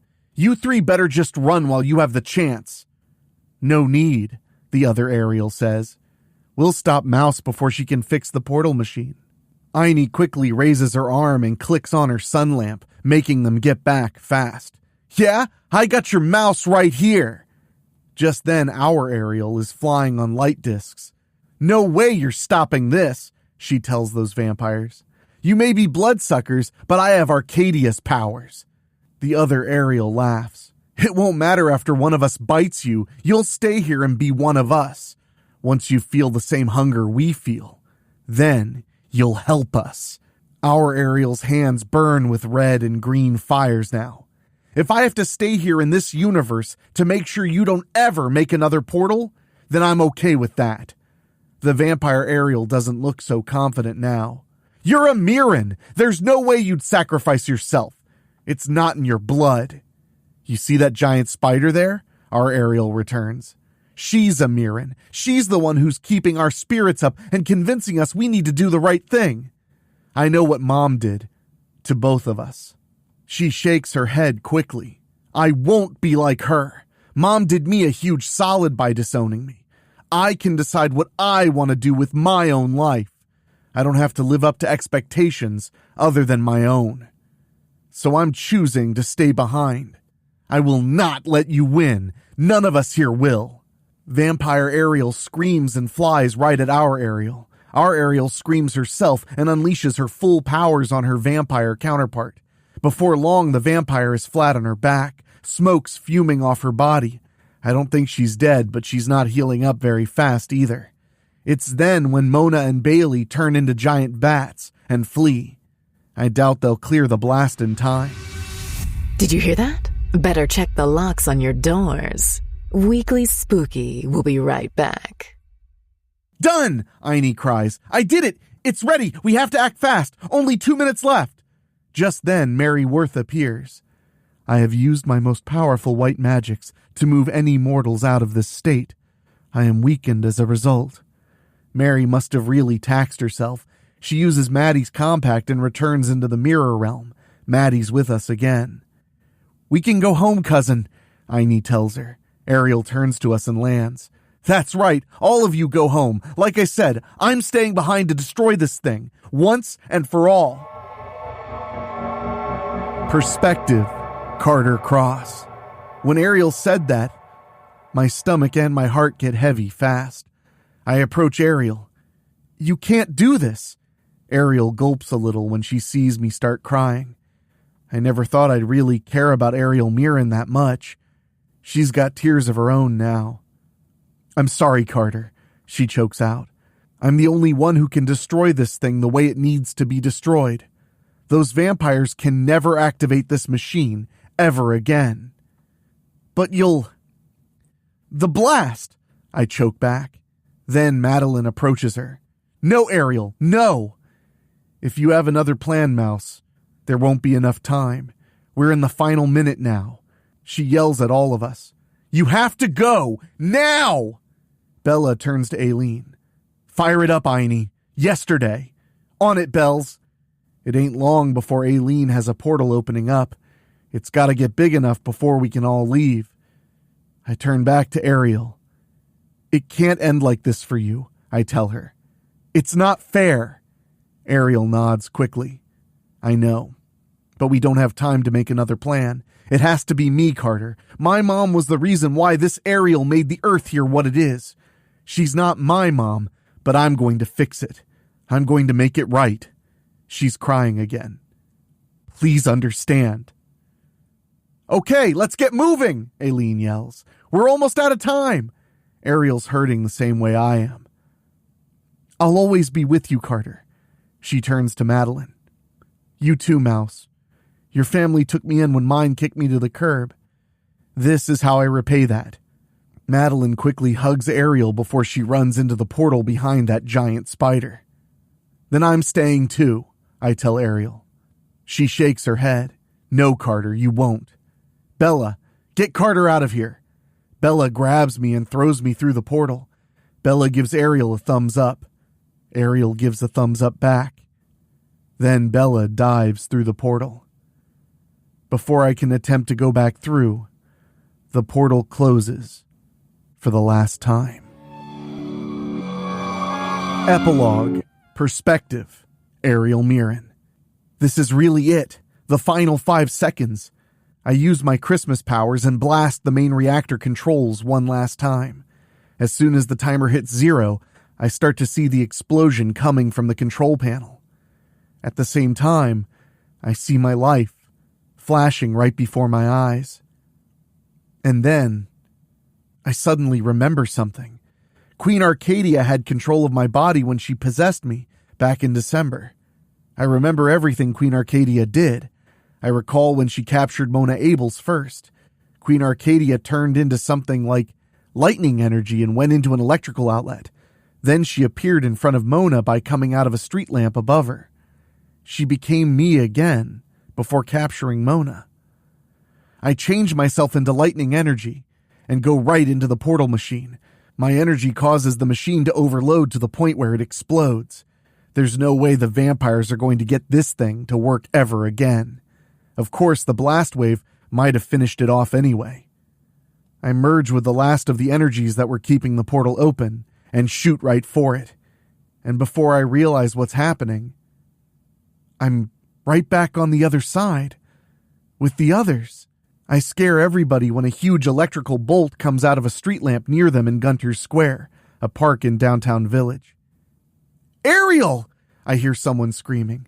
I'm flat on my back when Carter Cross wraps his arms around me and lifts me into a sitting position.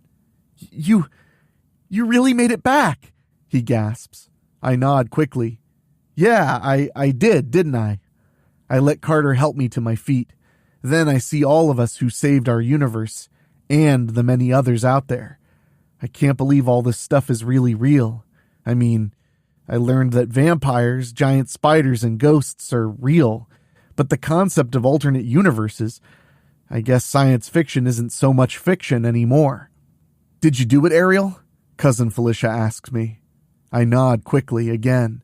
Oh yeah, I blew that machine to bits. I can also confirm that reactor went kerplooey. Suddenly, Mouse shoots right at me and holds me close. I hug her back. I'm here, Mouse, I tell her. You don't have to explain to your parents why I'm not coming home after all. Mouse looks up at me now with tears. You said home. Well, it's the only one I've got, I say, unless your parents say otherwise. Which you know they won't, Ariel. We all take a moment to realize what we did. I know it's a moment that's going to stay with all of us, especially me. We actually saved our world and countless other Earths. No, Mom, I didn't go the way Vampire Me did. I could never be like you. Now that I'm thinking about it, maybe I don't hate you so much anymore.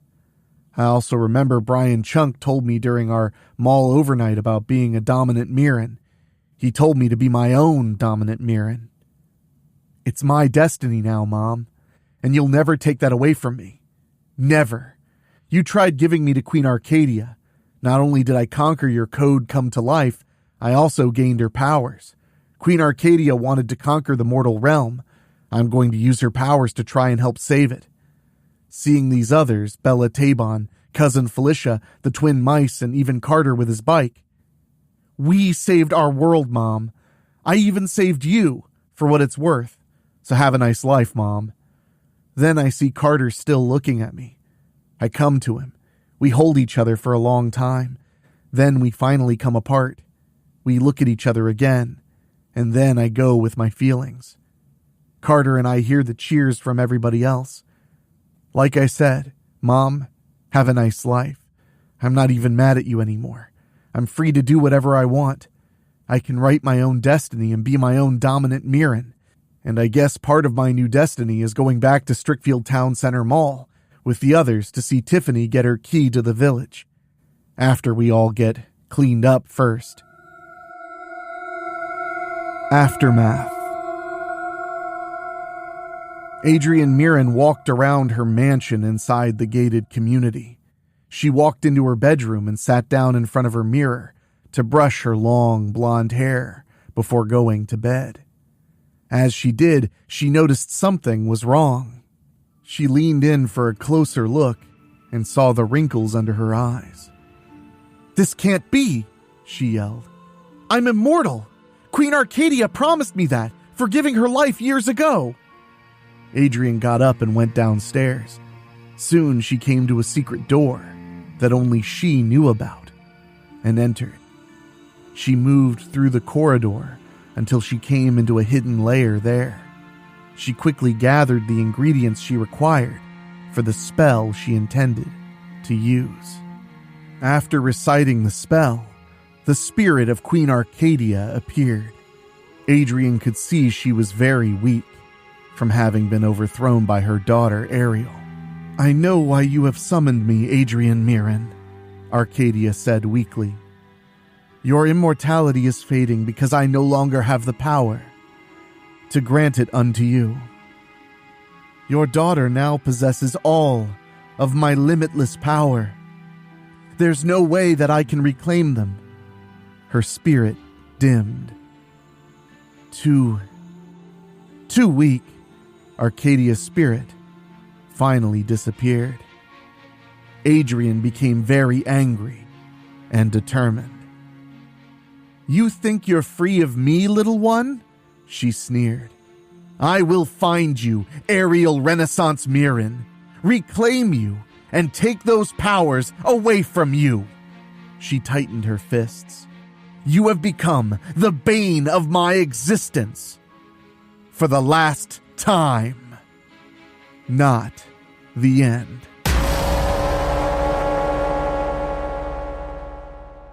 All right, spookies, you survived a trip to the other dimension, and you came back in one piece and with relatively all of your blood in your veins. But make sure you subscribe on your favorite podcasting app, because here at Weekly Spooky, the scares simply never stop. Whether it's the Halloween season, the Christmas season, or anything in between, there's always something scary waiting for you right here at Weekly Spooky. And if you love what we're doing, consider joining our Patreon for as little as $1 a month by going to weeklyspooky.com/join. But now, my friends, it's time for you to go back to reality and hope that nothing is waiting in the dark, hoping to pounce on you, hoping to drain your life force, and hoping to make you a slave. Until next time, I've been your host and narrator, Henrique Couto, and I'll see you sooner than you think.